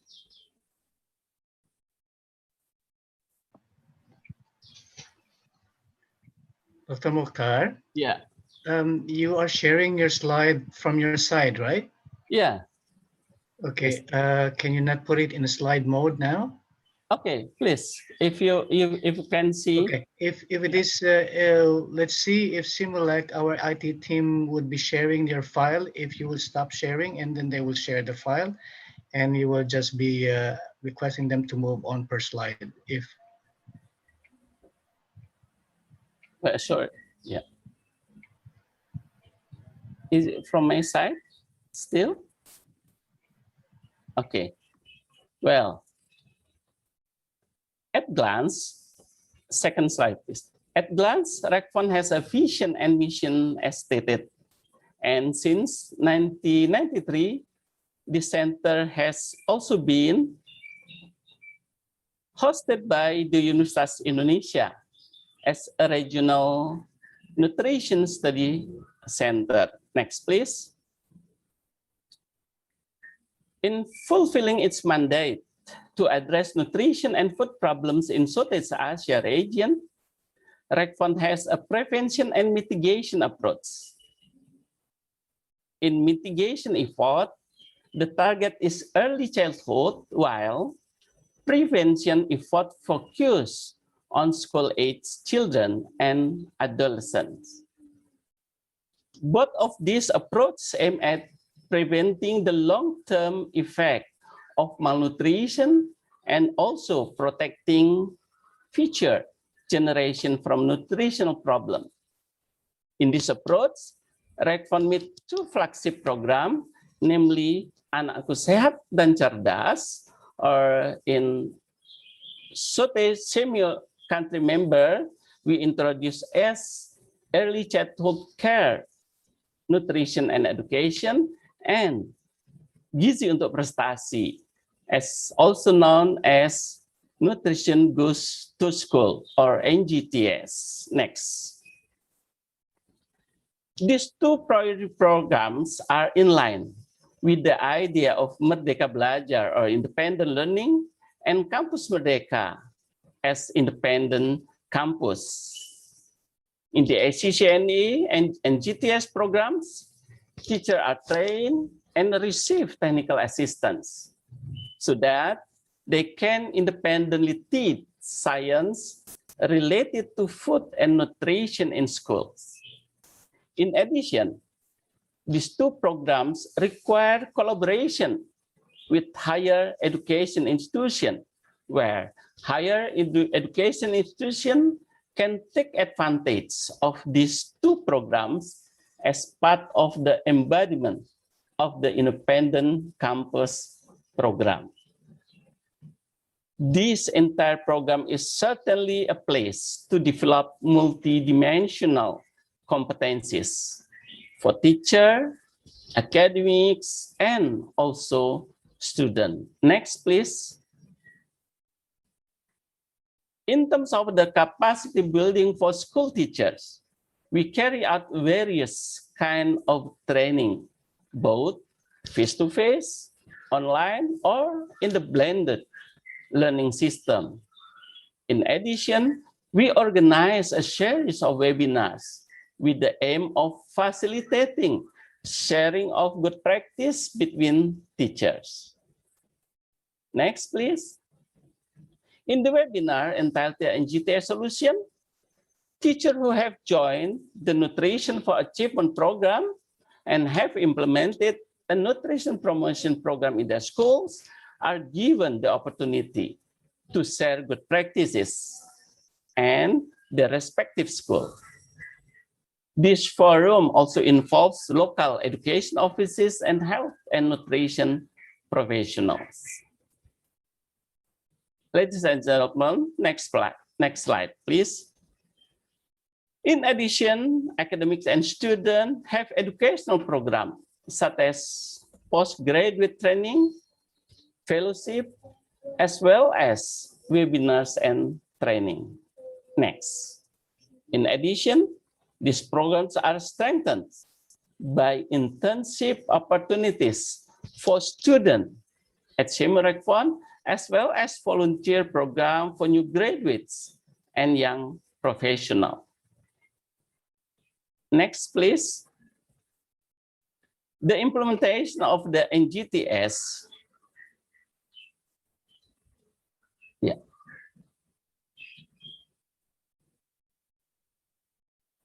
The implementation of NGTS and HCN program currently covers several regions in Indonesia.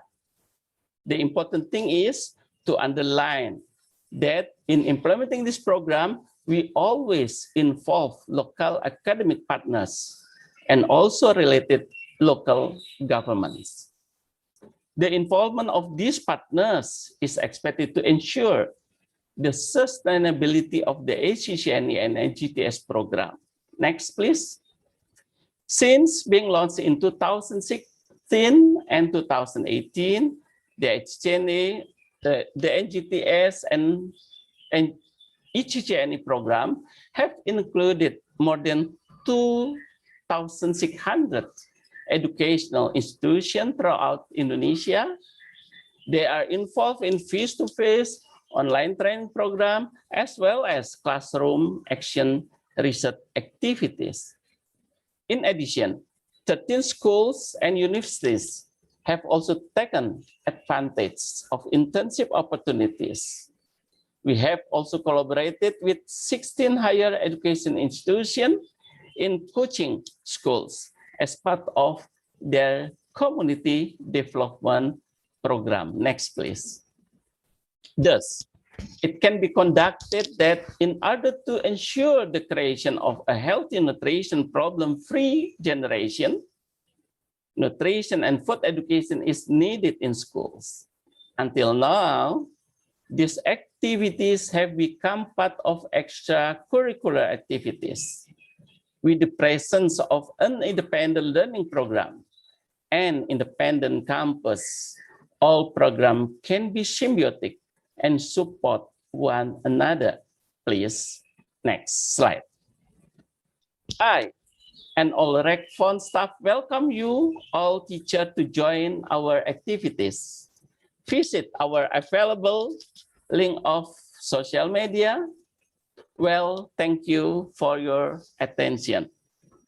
Back to you, Marcella. Thank you. Okay.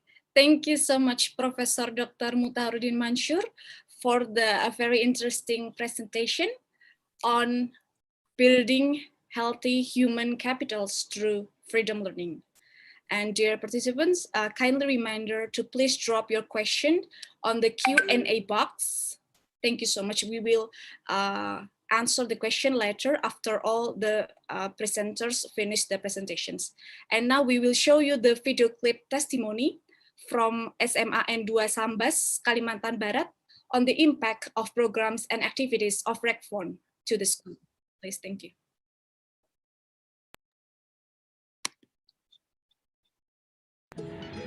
Assalamualaikum warahmatullahi wabarakatuh. Perkenalkan, kami dari SMA Negeri 2 Sambas, Kabupaten Sambas, Kalimantan Barat. Kami mengenal NGTS melalui pelatihan penguatan UKS dan NGTS untuk SD, SMP, SMA di Kabupaten Sambas yang dilaksanakan atas kerjasama Pemda Kabupaten Sambas, Poltekkes Pontianak, dan SEAMEO RECFON di tahun 2018. Dan kami mendapatkan materi terkait gizi, keamanan pangan, dan kebun sekolah. Setelah pelatihan tersebut, kami mulai melakukan kegiatan.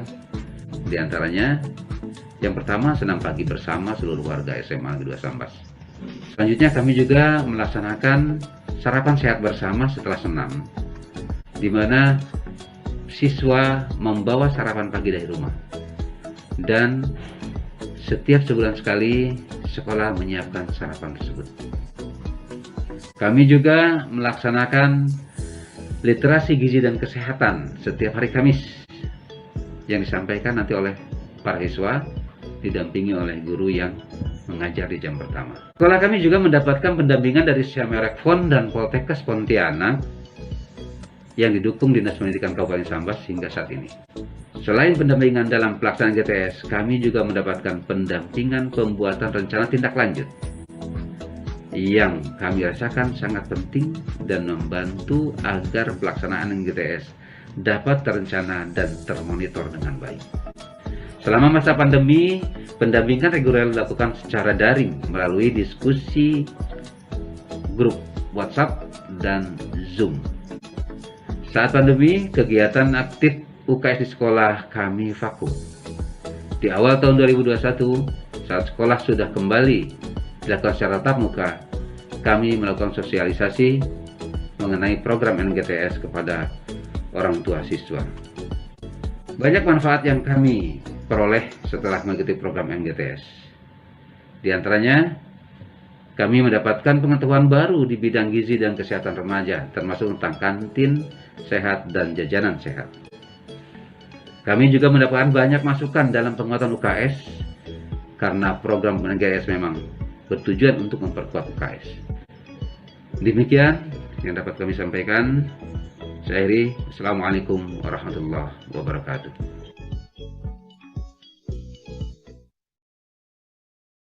Thank you so much for RECFON and SMA N2 Sambas Kalimantan Barat for the video clip of testimony.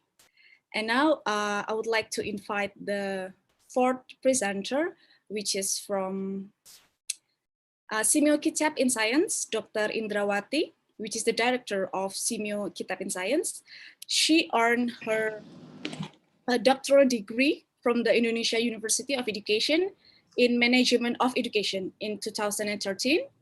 And at the national level, she served as a member of consultant team in the development of vocational high school module in analytical chemistry and industrial chemistry, and the developer team of Science Technology Society, which is a collaborative program with British Petroleum, British Council, and SEAMEO Rexam in science across Asia Pacific and science across the world program. She was also a national core team coordinator of continuous professional development program for national science teachers. Her research area focuses on science in elementary school, STEM learning, managerial skills for the school principal and superintendent, and thematic learning implementation in elementary school. Without further ado, I would like to invite Dr. Indrawati. The floor is yours. Thank you.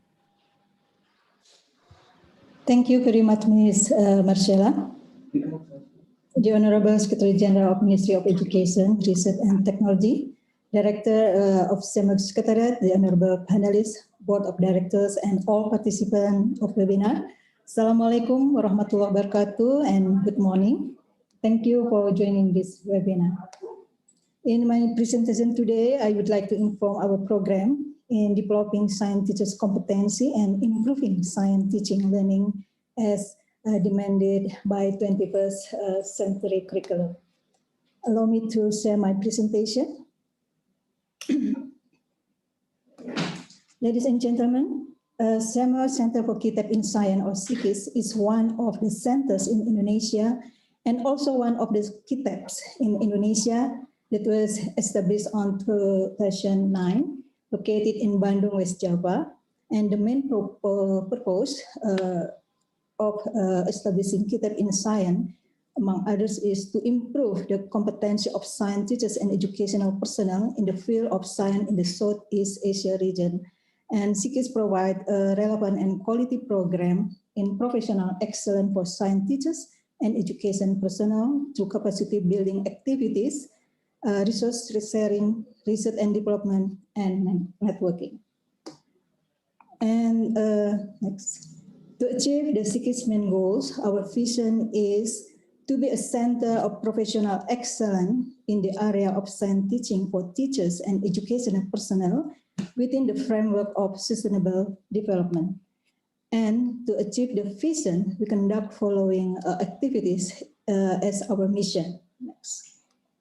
The first, develop and implement relevant and quality program to improve the professionalism of teachers and education personnel in the field of science education in Southeast Asia, and carry out research and development in the field of science education, in the field of school management, public policy, and other fields in accordance with the duties of function of Kitab in Science, and so on. Here you can read our goal of Kitab in Science.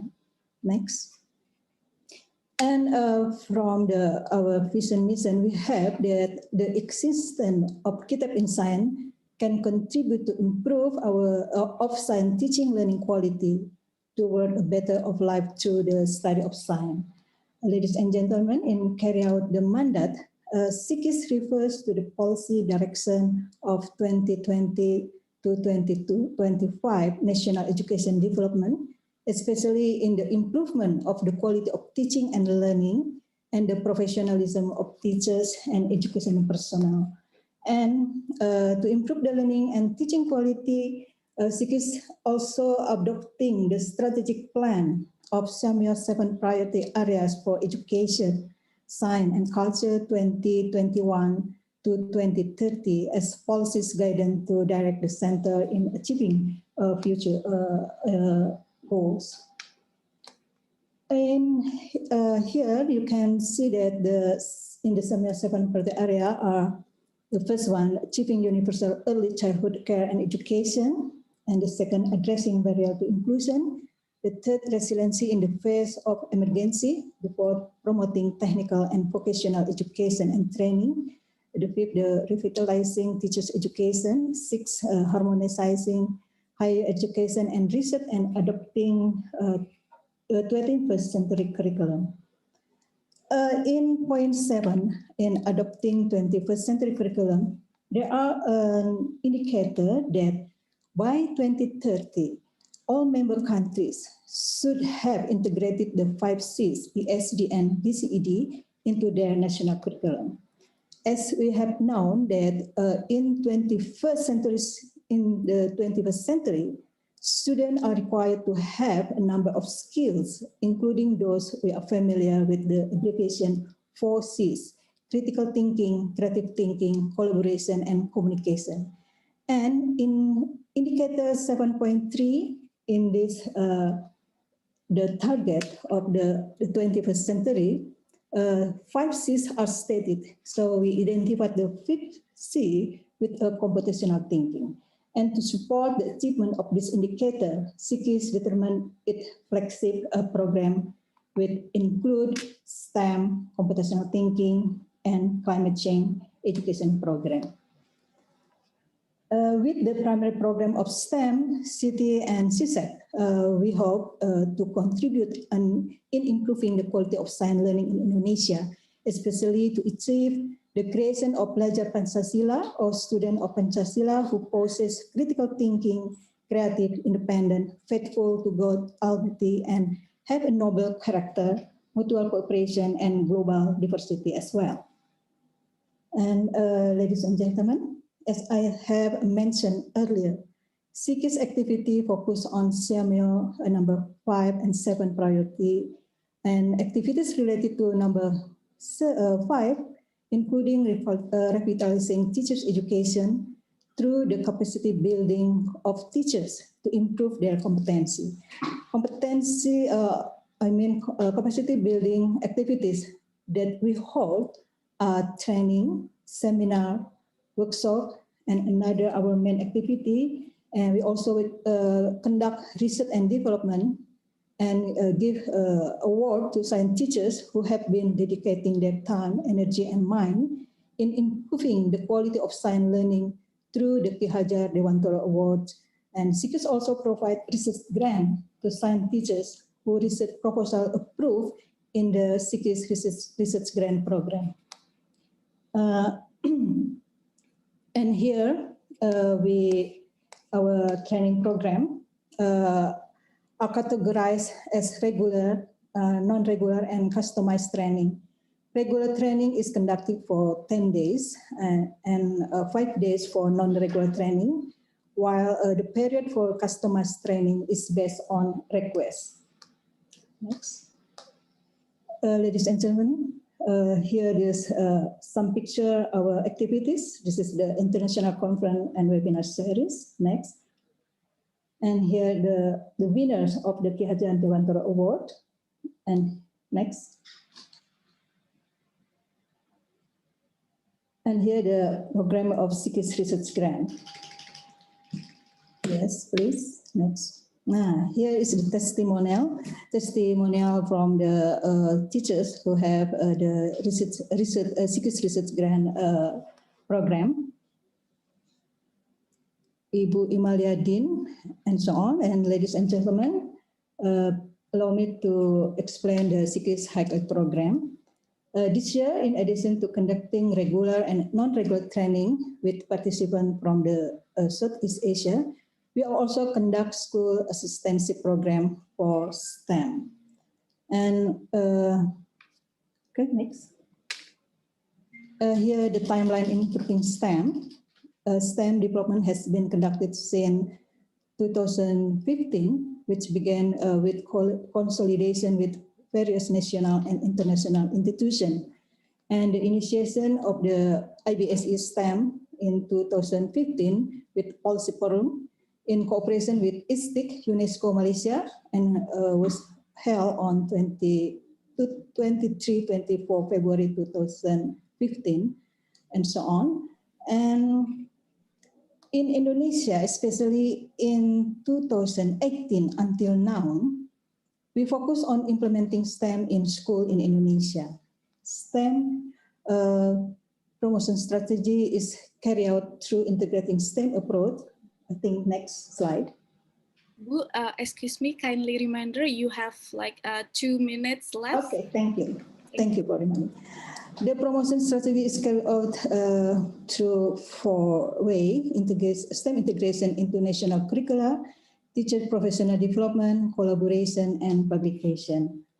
And here are some activities of the training in STEM learning. Okay, next. And another, our program is computational thinking. This is the example of teachers unit book in using in the training computational thinking integrating in science learning. And next, our partner school mentoring program. Okay, next.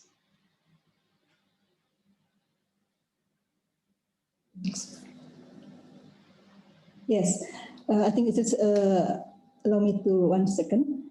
In implementing STEM as a flagship program, SEAKIS is collaborating with several schools to gain deeper information about STEM implementation and impact on students.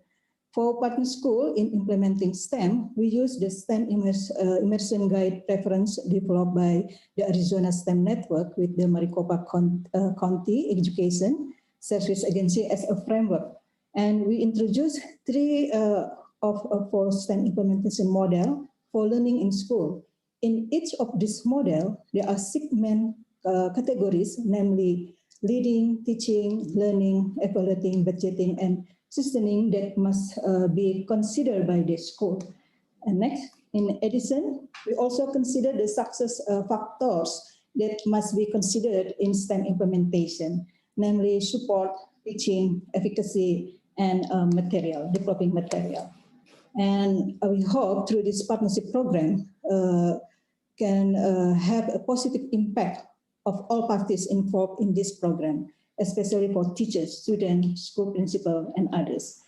Ladies and gentlemen, in addition to the activities that I have mentioned previously, SEAKIS is also developing teaching material and learning media such as book, video, and magazine. You can see this material at www.kitabinsign.org. I think this is our outstanding alumni, Mr. Not Helmi from Malaysia, Mr. Herwin Hamid, and Ms. Vera Maulidia and Ms. Dini Siti Anggreni. They are our alumni. I think it's enough from me. Thank you for your attention. Okay, thank you so much, Dr. Indrawati, for the very interesting presentation on SEAKIS contributions on improving science learning quality in Indonesia and also in Southeast Asia. And now for the video clip testimony is from SDIT Cendekia, please.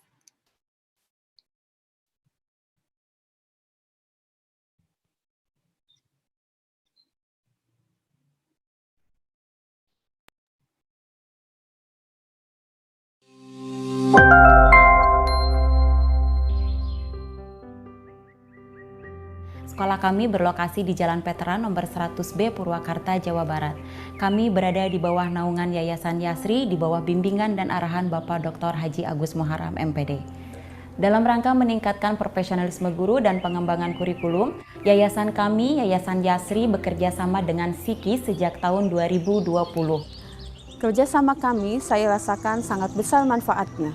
Guru lebih berinovasi, kreatif, di dalam memberikan pembelajaran kepada anak. Saya menjadi lebih mampu untuk menyusun pembelajaran yang menarik, yang kreatif dan inovatif sehingga bisa menarik peserta didik untuk lebih menyukai pembelajaran saya, khususnya pembelajaran IPA.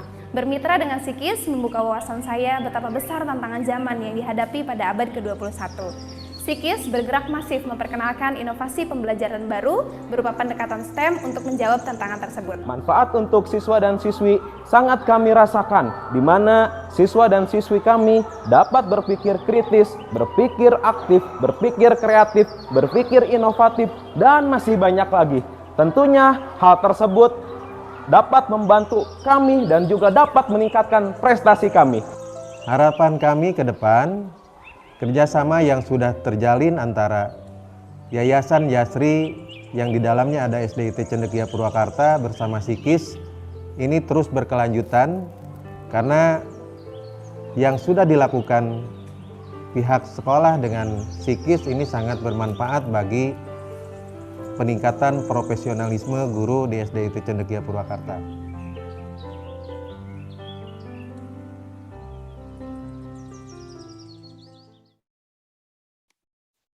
Thank you, Sikis and SDIT Cendekia for the video clip testimony. And now we will move on to the fifth presenter for today's session, which is from Kitab in Mathematics. The presenter is Dr. Sumardiono, currently serves as the director of SEAMEO Kitab in Mathematics. Previously, he was a Widya Iswara at P4TK Mathematics, and he already obtained his doctoral degree in mathematical analysis from Universitas Gadjah Mada and master's degree in mathematics education from UNS Indonesia. Without further ado, I would like to kindly invite Dr. Sumardiono, please. Thank you very much, moderator. Let me show my presentation first.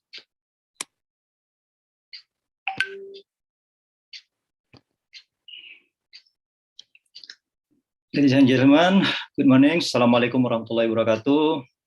In this session, I will present my presentation about the SEAMEO's contribution and impact on education in Indonesia and Southeast Asia.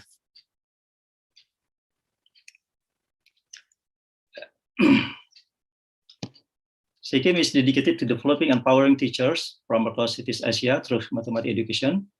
SEAMEO as one of 3 sisters in Kitab in Indonesia that established since 2009. Sorry.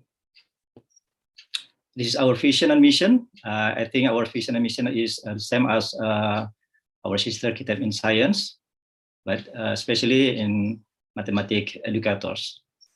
Our goals to provide high quality education relevant to 21st century skills.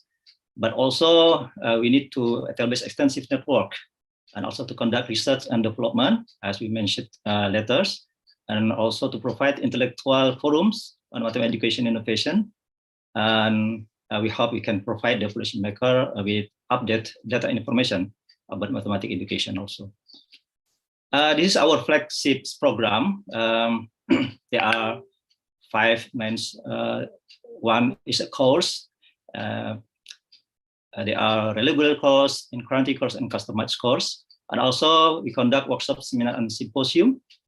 The third, we have research and development.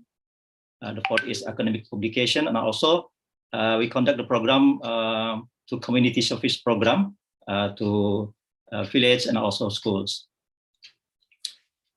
As one of the SEAMEO center in Southeast Asia, among the 26 SEAMEO centers, we have the same program with our previous established SEAMEO exam. So we mandated by the government board meeting. We have 8 themes. There are teacher mathematics teaching, joyful learning. This is our minds program in course, and also differentiate instruction in mathematics education. Integrating ICT in mathematics education that we have conduct in this pandemic era, clinical supervision, lesson study, and also realistic mathematics education, and of course STEM education that we have mandated in this area since 2020. SEAMEO has goals to conduct a program for mathematics teachers in Southeast Asia, but for the regular course, we have to conduct just 5 courses per year. So we initiate the in-country course that we collaborate with district and other partners, and also customized course that we have initiate from the others, and we provide the structured program and facilitators. From 2020, we conduct our regular course during the pandemic. we ran from the face-to-face mode to full online mode. So this is our experience in conduct the regular course. So there are some transformation about the digital platform, also how we manage the course in the online mode during the pandemic. The regular course actually runs for 100 hours. So this is participated by mathematics teachers from SEAMEO countries by invite through the Minister of Education. And for mathematics teacher in Indonesia, we open for the registration. And for improve our participants in mathematics to conduct the mathematics teacher on learning in the joyful and also meaningful. So in this regular course, we also include the peer teaching and real teaching to their students. As I said before about in-country course for complementary of our regular course. Next, for the workshops, we have conducted the online and offline mode workshop also. This is one of our remarkable workshop on during the pandemic. We invite from the outside from Finlandia to conduct the STEM activity in workshops. This is our themes in workshops that have we conducted in SEAMEO, including GeoGebra, and also there are any themes that related for with 21st century skills. Next, our symposium and seminar. We also have conducted the seminar, international seminar, also national seminar and symposium that we have collaborated with others partners from Europe and also United States of America, including NCTM. And this year, we will also conduct the Sambrating Awards. This is for appreciation for the best practices from mathematics teachers in Indonesia and Southeast Asia. And also, we will conduct the International Symposium on Special Needs Education. This is some of our activity in symposium and seminars. Till now, SEAMEO has complement in training more than 3,000 Southeast Asia teachers participated, and we have conduct 54 regular course and others, including 6,500 mathematics teachers, and collaboration with others with 44 MOU. For research and development, currently we conduct the research on STEM and CT or computational thinking, and also we initiate in this year also to conduct the research in collaboration with CRISIT from University of Tsukuba to have the media, learning media adapted from Japanese textbooks. And the current research, we also initiate the research in this year and also next year for the digital or dynamic technology for mathematics teaching in collaboration with UCL from United Kingdom and also from our partners from Indonesia, Universitas 11 Maret. And also, we have a flagship program in this area in research and development that we have MARWA or Mathematics Regional-Wide Assessment. This is a diagnostic test, and for the in the pandemic era, we cannot provide this assessment face to face. So we conduct the online MARWA assessment for students. For students in primary school, junior high school, and also high school. This is about our MARWA and over years from 2010 to 2021. As we see that we have developed also in research MARWA 4.0 in online mode, and this is ongoing research that we have conducted. And also, we have for the last main program in community involvement, we have what we call that STEM village. Is for give the knowledge and also experience to apply the STEM's knowledge for the parents and also for the kids in the village. And this is some example from our activity. Yes. And also we have SEAMEO piloting schools. The activity is including research, capacity building, also learning community. Excuse me, please. Could you speed up a little bit because we already. Okay. Yes. Yeah. Yes. Thank you very much. This is our international recognition. Yeah. Some of our partners. This is also institution BioVibra. We have a collaboration intensively with them. And this is our initiative with our alumni also. And SEAMEO also provides internship program for Merdeka Belajar or Campus Merdeka. Yeah, provides some activity for the student of college. And yes, this is some contributed our involvement for our alumni also. Thank you very much. Back to moderator. Thank you very much for your attention. Yeah, thank you so much, Dr. Sumardiono, for the presentation. And now we have a video clip testimony from SDN Suko Posatu Surabaya on the impact of program activities of SEAMEO to the school. Please, the video.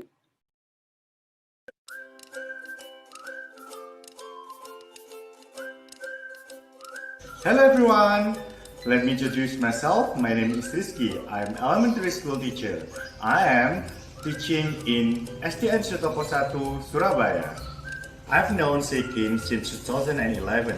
At that time, I'm honored as one of participants of Mathematics Teaching and Learning Methods 2017 that held by SEAMEO in Mathematics.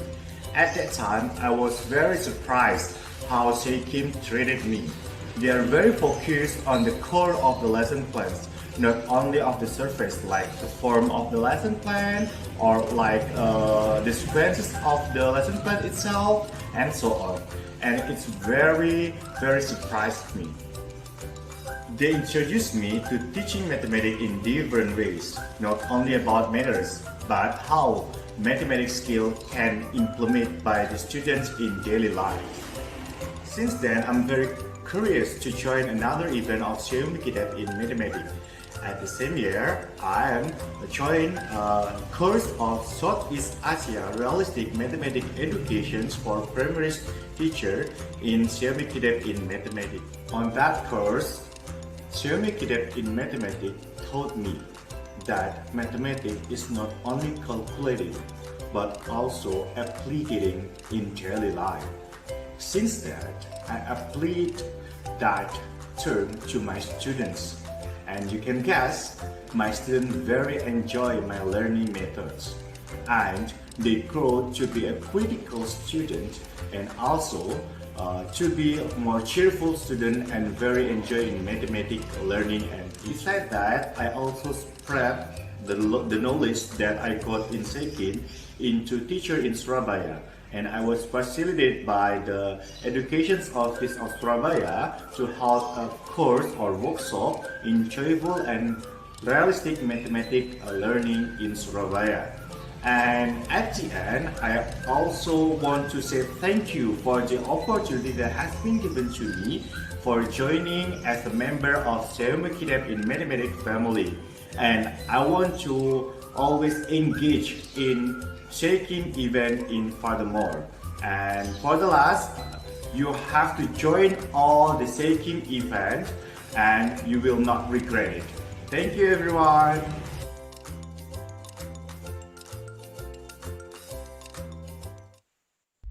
Okay, thank you so much, Sikim and SDN Suko Pusatu Surabaya for the video clip testimony. And now we will move on to the sixth presenter, which is from Kitab in Language. Dr. Luh Anik Mayani is the director of SEAMEO. She is responsible in developing, managing, and sustaining programs and operation of SEAMEO towards improving the quality of language teachers and education personnel in Southeast Asia. During her 3-year term as director, Dr. Anik targets to develop teaching methodology for strategic foreign languages such as Japanese, Arabic, German, Chinese, Mandarin language, and promoting Indonesian language through Indonesian as a foreign language program. Please, Dr. Anik, the floor is yours. Thank you, Ms. Marcella, for a kind introduction. First of all, please let me share my screen.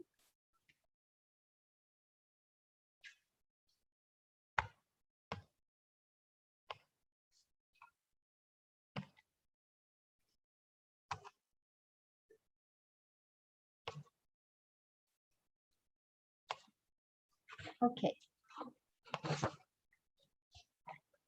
Honorable Secretary General of Education, Culture, Research, and Technology of the Republic of Indonesia, Dr. Ethel Pascua Valenzuela, the Director of SEAMEO Secretariat, Board of Directors of SEAMEO Centers Indonesia, distinguished invited guests and participants.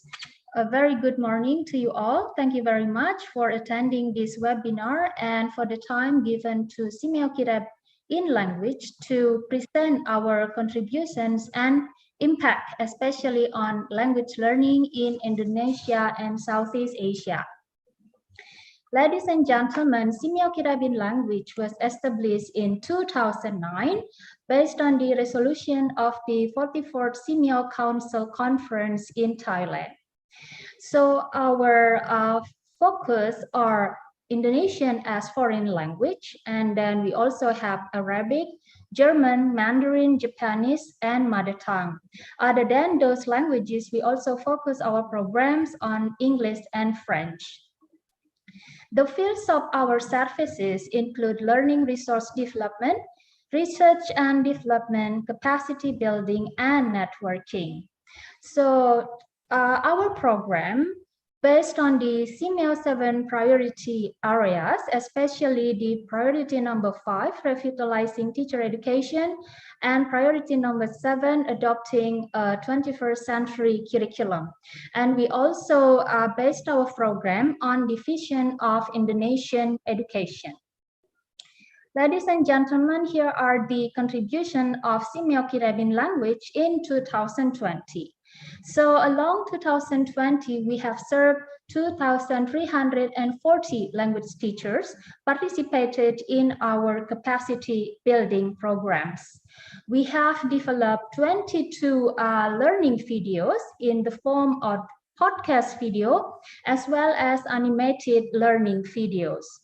In addition to that, we have developed 2 modules in 21st century skills, as well as on classroom action research. Other than 2 modules, we also publish 7 other products and publications. And for research, we have granted 25 research grant to 25 teachers in Southeast Asia countries. And one of our international symposium is ISOFOL, which was participated by more than 170 participants. In addition to those programs, we also awarded scholarship for 600 language teachers in 7 countries to elevate their competencies in English, French, or German. And for our webinar series, it had attracted almost 2,800 participants. Ladies and gentlemen, now let us map the impact of our program. The first one is from the learning resource development. 2 examples given here are our modules and also our learning videos. Those products impact not only language teachers, but also students. From language teachers' point of view, these learning modules could improve teachers' pedagogical competencies, to be specific in teaching methodology, because they can sharpen students' higher order thinking skills. Why? Because our modules could guide teachers to direct students to achieve 21st century skills, and it also guide teachers to direct students to be independent learners. And from students' point of view, these modules could improve their 4C skills, as well as it can prepare students to be independent learners.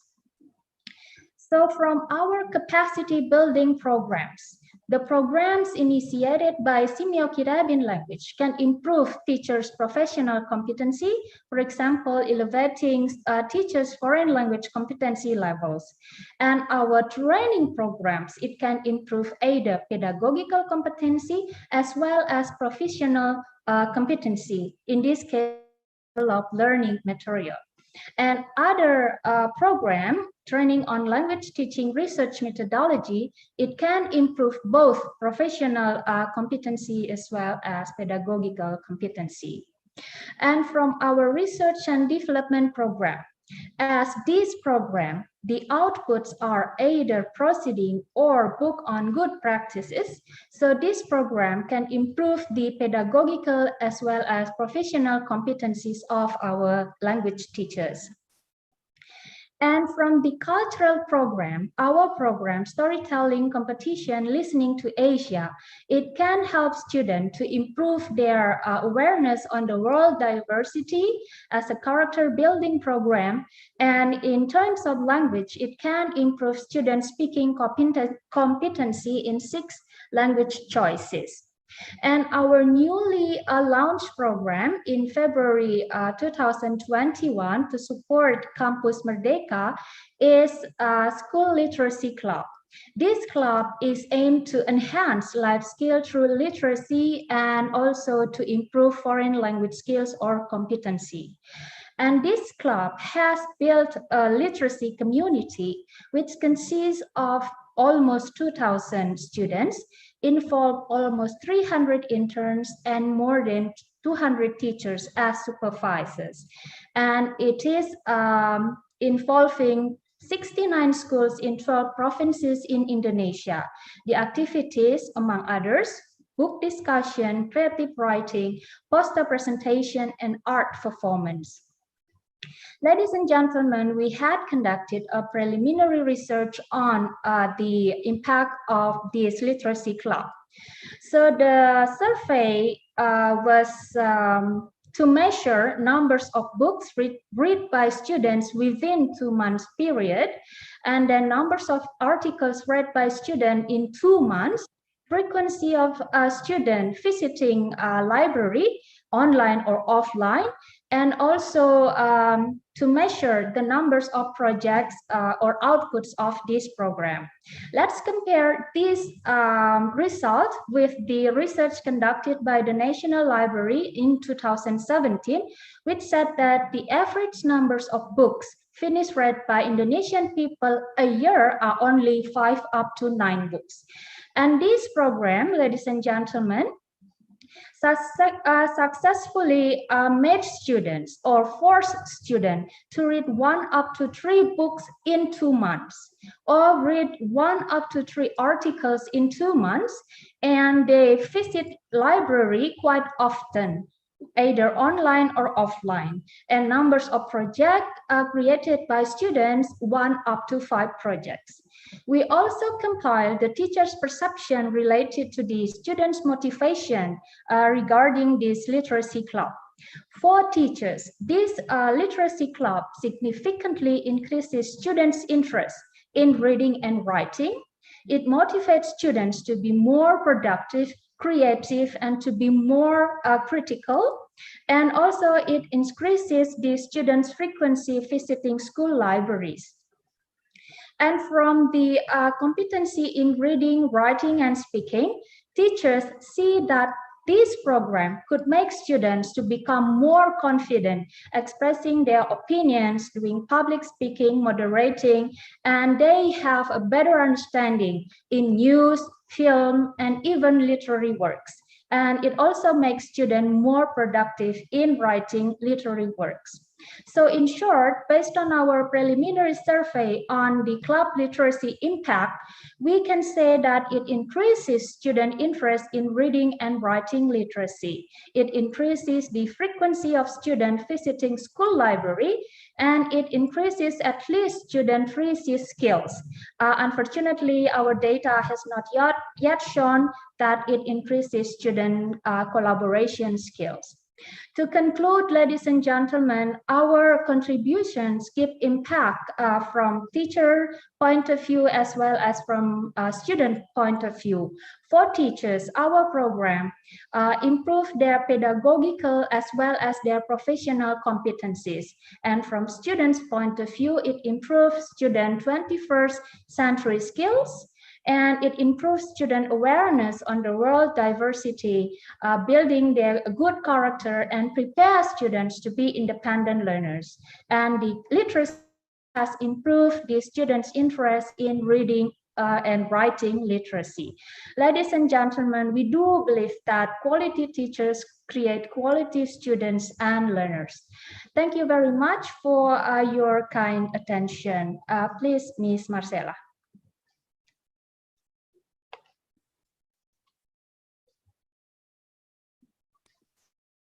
Thank you so much, Dr. Anik, for the presentation. And now we will have the video clip testimony from SMAN 2 Tangerang Selatan on the impact of program or activities of SEAMEO to the school, please.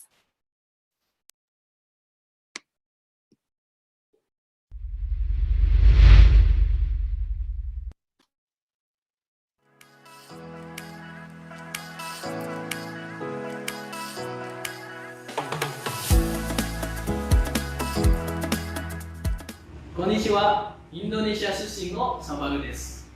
南タングラン市第2国立高校で日本語を教えています。SEAMEOエンレンゲが行った研修に何回も参加したことがあります。研修のおかげで教えるスキルが高くなりました。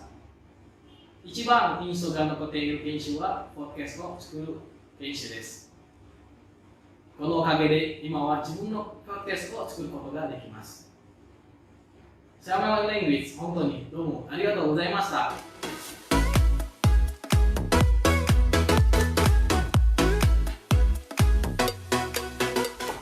SEAMEO Kitab in Language help us as English teacher to elevate our professional competence through its programs, which bring positive effect to the English teacher in mastering their teaching material deeply, so we can deliver our teaching material better.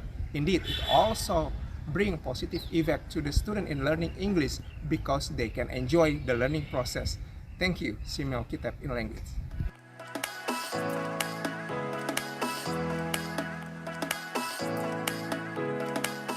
Ich finde, SEAKIL ist ein passender Platz, die pädagogische und didaktische der Fremdsprachenlernen zu entwickeln. Ich habe viele Erfahrungen und Kenntnisse bei den Seminaren und Verbindungen von SEAKIL bekommen. Eine unvergessliche Erfahrung für mich ist, wenn ich den Deutschunterricht in meiner Schule in der Zusammenarbeit mit SEAKIL verführen habe.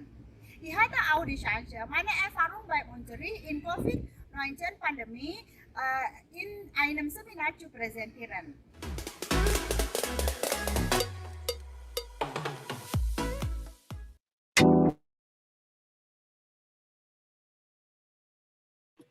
Thank you so much, SEAKIL and the school for the video clip of testimony.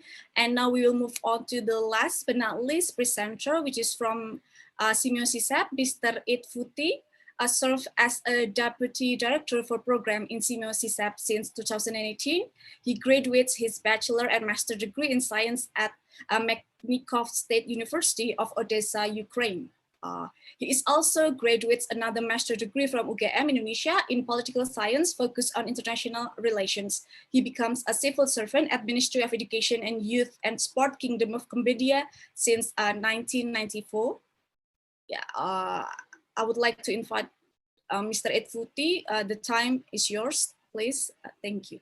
Okay, thank you, Marcela. Honorable Minister of Education and Culture, Research and Technology of Indonesia, Honorable Secretary General for the Ministry of Education, Culture, Research and Technology, SEAMEO Secretariat Director, SEAMEO Governing Board members, SEAMEO Center Board of Director, and dear participants, ladies and gentlemen. First of all, I would like to apologize. My director, he has hair condition is not good, so I represented him to convey the information from SEAMEO CCEPS. As SEAMEO CCEPS is established in 2017, and then we come to the operation in 2018. So we just 4 years on the way, still very young. SEAMEO CCEPS as the once regional center in Indonesia, one from 7 regional center in Indonesia, and one from the 26 regional center in Southeast Asia. Next, please. We are dealing with the early childhood care education and parenting. Our key function for the SEAMEO CCEPS target and beneficial is become a research hub that collects and analyzes data and dissemination information and expert related to ECCE and parenting within the SEAMEO member country. That means in the SEAMEO regions, and actively research engage with the international research partner to do the relevant networks to enhance quality and relevance of research and within ECCE and parenting. Our target group is children, parents, family, government, policymaker within the regions. Next, please. SEAMEO CCEPS, we have 3 main programs. One is research and development, second is capacity building, third is advocacy and partnerships. For research and development, we build the regional knowledge, build research capacity, create knowledge and evidence through research, support evidence-based policy development. Capacity building establish a platform for to build in-house research capacity for our professional and practitioner, conduct or facilitate several training, research, workshop, and conference. Because we are still young, just 4 years on our ways, we should have many partners to support in ECCE and parenting. We should establish the enhanced research capacity building, and then also disseminate research finding for social media, campaigns, dialogue, and advocacy, some finding of the evidence to drive policy formulation and program designs. Our research, we are still very young. The youngest center in Indonesia, we do several research with the international institution, like in collaboration with UNESCO Bangkok on the innovative financing for ECCE, and second one we do with the survey of teacher in pre-primary education. This one in collaboration with the UNESCO headquarters in Paris. We also do with the SEAMEO Fund tentang ECCNE model development, and also we work with the international plan in Indonesia to conduct the research. Next, please. Capacity building.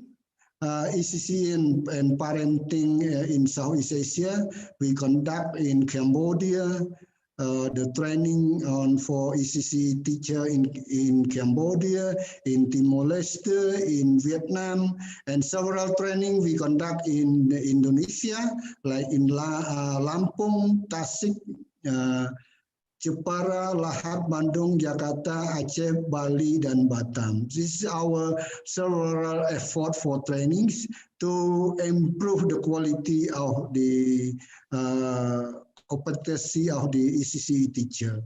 Our e-training, we develop a platform to conduct e-training. That means teacher can develop their capacity by following these e-trainings. Next. Excuse me, kindly reminder for the time slot is like 2 minutes left. Okay. Yeah. We conducting the building program. Participant until now is 5,388, and from the other countries 162. Next. I speed up, please. This is our webinar in 2010. We conduct 18 webinar. Our participant until 31,205 is from the 6 continent of the participants. Next. Avocanal partnership, we do the MOU with the government, university, partner and local government in the region in Indonesia, also with the international institution. This is our partner. Next, please. SEAMEO developed the online bilingual online program training. We conduct the training in collaboration with the IPB University on the Dwi Asas. It is developing competency of the politeness and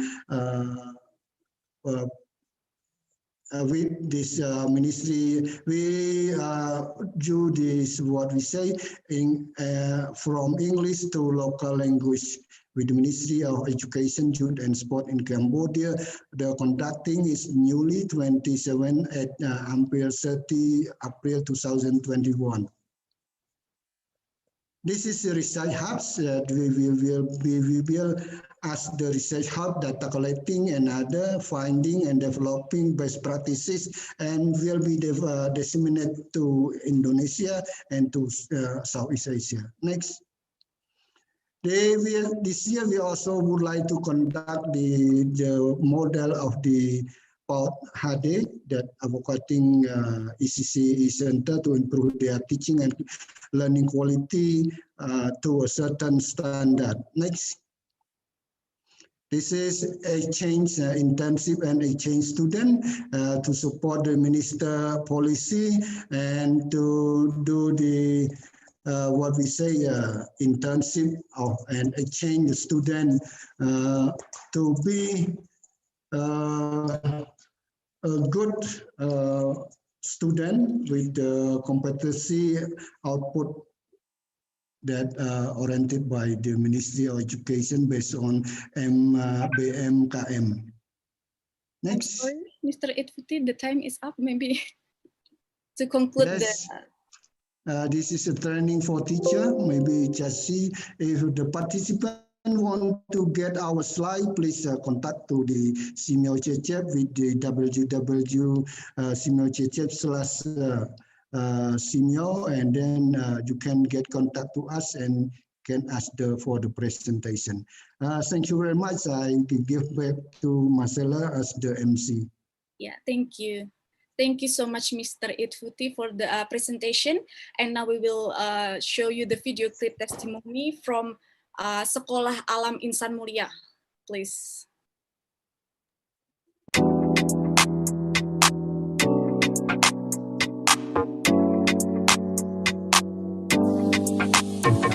Di webinar yang diadakan oleh SEAMEO, di mana kami menyampaikan best practice, pengalaman terbaik kami, pembelajaran bermuatan STEM di TK Sekolah Alam Insan Mulia, Surabaya. Kami juga mengikuti pelatihan-pelatihan, webinar-webinar, maupun parenting yang diadakan oleh SISEP, begitu ya, sangat menambah wawasan kami, pengetahuan kami, bagaimana membentuk pembelajaran pendidikan anak usia dini yang lebih bermakna, lebih berkualitas. Apalagi di masa pandemi ini, kami sangat-sangat perlu sekali inputan bagaimana pembelajarannya efektif, sekaligus yang sesuai untuk anak-anak rentang usia 2 sampai 6 tahun, yaitu di jenjang pendidikan anak usia dini. Harapan kami SEAMEO SISEP ini kehadirannya sangat bermanfaat, terutama bagi para pendidik, anak-anak didik tentunya, otomatis disaringkan maupun orang tua. Karena SEAMEO SISEP ini merupakan lembaga riset yang bergerak di bidang penelitian dan pengembangan. Dan selama ini sudah banyak sekali penelitian yang sudah dihasilkan dan disosialisasikan, di-sharingkan kepada kami, para pendidik di lapangan, kemudian untuk pendidikan keluarga, juga tentunya sebagai rujukan bagi guru maupun orang tua untuk peningkatan kualitas pendidikan anak usia dini sekaligus pendidikan keluarga di Indonesia.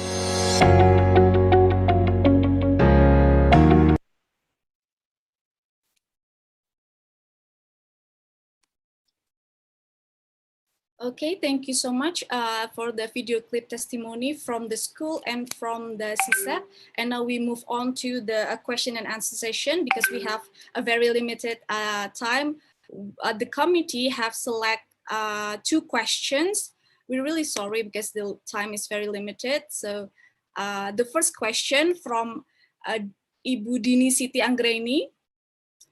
Please explain what are the programs owned by the 7 SEAMEO centers to support the Merdeka Belajar program, which is promoted by the Ministry of Education, Culture, Research, and Technology of the Indonesia, especially for teachers in remote areas who have limited facilities. Maybe this question, I would like to invite Dr. Alpha maybe to kindly answer these questions, please, Dr. Alpha. Thank you so much, moderator. I'd like to appreciate Ibu Dini Siti Anggraini from SMK Negeri 1 Bandung for these questions. This question is actually aimed to all senders, but I would like to say that SEAMEO provides free online training about how to maximize the use of practical tools for teachers to improve the quality of learning materials in their digital class and making it more engaging and interesting for teachers to be more creative with students. And for students, SEAMEO also provide online competitions in cells to increase the skills of higher education graduate in Southeast Asia. Currently, SEAMEO is preparing a program to support Campus Merdeka by giving opportunities to higher education students to do online internship at SEAMEO. However, your questions focuses also more on the teachers in remote areas who have limited facilities. We have a gadget called Sierra. This Sierra is designed in a way that users do not really need internet. Of course, we need internet to upload the materials, but for day-to-day use, this gadget doesn't really need the internet. So it is already being used in remote areas. It is also used by students in Indonesian students in Malaysia and also in other remote areas in Indonesia. So I think this is one of the way that SEAMEO can provide, especially to promote and support the Merdeka Belajar program promoted by the Ministry of Education, Culture, Research, and Technology. Thank you. Okay, thank you so much, Dr. Alpha, for the very brief answer, yet very explanatory. And now maybe we move on to another question. We're really sorry. This is the last question for the current session, please. Yeah, this is from Rina from SMP 1 Mandau, Bengkalis, Riau. How can our school get help in terms of learning models that can be applied from SEAMEO? and how to make my school get assistance from SEAMEO. Maybe I would like to kindly invite maybe from, is there any centers would like to answer this question? Or maybe from Dr. Ani?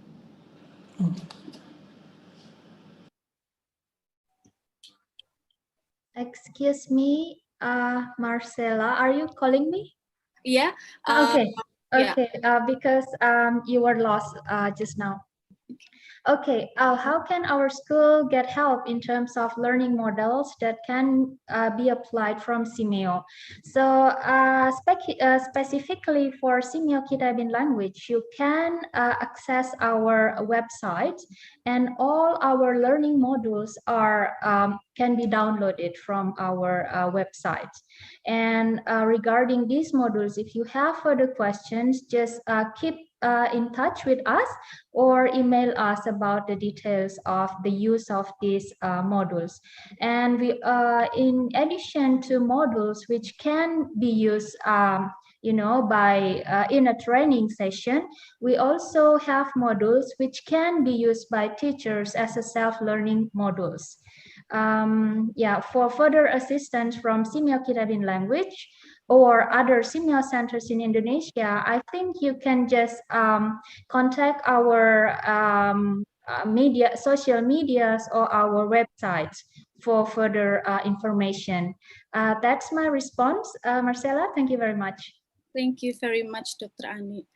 Before we close or we end this panel session, maybe any directors from SEAMEO would like to add something before we end our current session, because the time is already up, but maybe would like to add something before. Okay, I would like to add something, because if your school would like to work closely with our center, we should have the MOU signing with your school, and then we work very smoothly by the under umbrella of the MOU. Thank you very much. Okay, thank you very much. We're really sorry for the question that haven't been answered, but because of time constraints, once again, questions are very limited, but participants may ask further questions through the social media of each center. So please make a very active engagement through the social media. Thank you so much. And to conclude this session, I want to thank all panelists for their valuable contributions, and also, of course, for the active participation from the audience. We really do appreciate your interest in this very important issue. Thank you. And now I will return the floor to the Master of Ceremony. Okay, thank you very much, Ms. Marcella, for such a punctual sharing of yours. And thank you, respected Board of Directors, for the information given. We hope that all participants could gain much benefit from the information presented during this session. It is our pleasure to inform you that more than 1,000 participants joining the Zoom meeting and YouTube channel.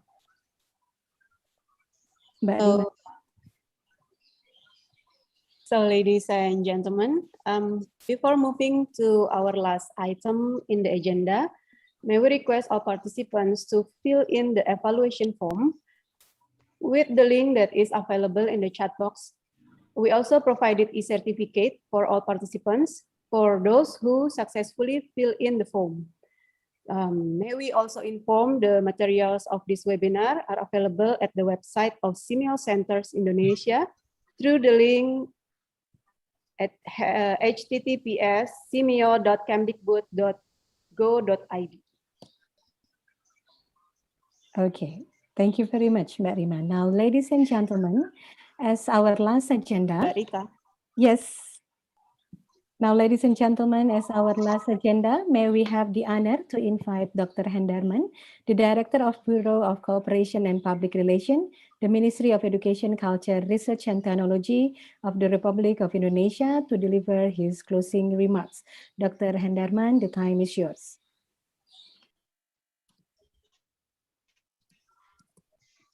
Thank you, Mbak Rita. Honorable Secretary General of the Ministry of Education, Culture, Research and Technology of Indonesia, Honorable SEAMEO Secretary Director, Dr. Ethel Valenzuela, Honorable Directors of the SEAMEO Centers in Indonesia, distinguished participants, ladies and gentlemen, Assalamualaikum warahmatullahi wabarakatuh. Through today's international webinar, I believe all of us have obtained fruitful information on the accomplishments and experiences of the centers in performing its various mandates through their programs and activities and products and services. We also had the opportunities to share ideas, National Education Day for strengthening and synergizing our joint efforts in developing education in Indonesia in the Southeast Asia region. For those reasons, I would like to convey my highest appreciation to all of the speakers, especially the 7 directors of SEAMEO centers in Indonesia.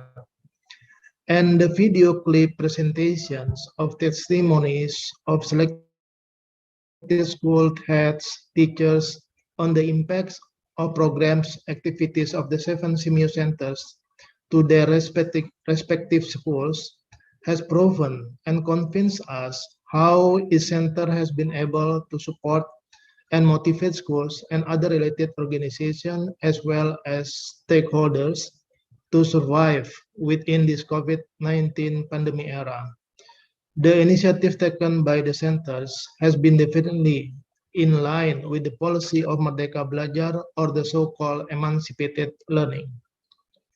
A point that we had from today's international webinar is how each one of us can contribute in answering global challenges, including by finding solutions to the educational problems, not only in our country, but also in the region. Attending webinars such as what we are doing right now or other human resources development programs can be one of the strategies to prepare ourselves for it. In preparing the Indonesian youth to face future challenges, the Ministry of Education, Culture, Research and Technology of Indonesia also considered the importance of strengthening our character education. The aim is to equip our youth with 6 qualities: able to think critically, able to collaborate, being creative, being independent, pious, and noble. We call our students with these qualities as Pelajar Pancasila. This Pelajar Pancasila is the generation who we believe will be able to keep up with the rapid changes of the world. I'm glad that we have today's webinar, but I do believe that we do not think that today is enough. We need more initiatives like this seminar. I learned from the committee that in around 3 weeks from now, the 7 SEAMEO centers will also have a virtual expo to showcase their products and services. I'm looking forward for it. Once again, I would like to thank all the presenters, the participants, and the committee members for your great works and contributions. See you in next year event. Stay safe and healthy. Wassalamualaikum warahmatullahi wabarakatuh. Waalaikumsalam warahmatullahi wabarakatuh. Thank you, sir. So, ladies and gentlemen, the closing remarks concluded our webinar today. We wish this activity will inspire and motivate us to continue our effort in developing and improving education in Indonesia and the Southeast Asia countries. Let's build our legacy for education together. Okay, ladies and gentlemen, in Indonesia will participated in the virtual exhibition on celebration of the Indonesian National Education Day on 21st up to 23rd of May 2021. You are cordially invited to visit our virtual booths. So, ladies and gentlemen, please follow our social media accounts of Kemdikbud or the 7 SEAMEO centers for updated info regarding the virtual exhibitions, as well as the beneficial programs offered as research grants for educators, students, competitions, public free training, and many more. You can screenshot the information shown on the screen as the reminder. Okay, really sorry for that. Probably the IT person will try to share screen again. So ladies and gentlemen, finally, thank you for your attention. We wish to see you again in other learning activities of SEAMEO. Stay safe, stay healthy, stay happy, and have a nice day. Wassalamualaikum warahmatullahi wabarakatuh. We are signing out.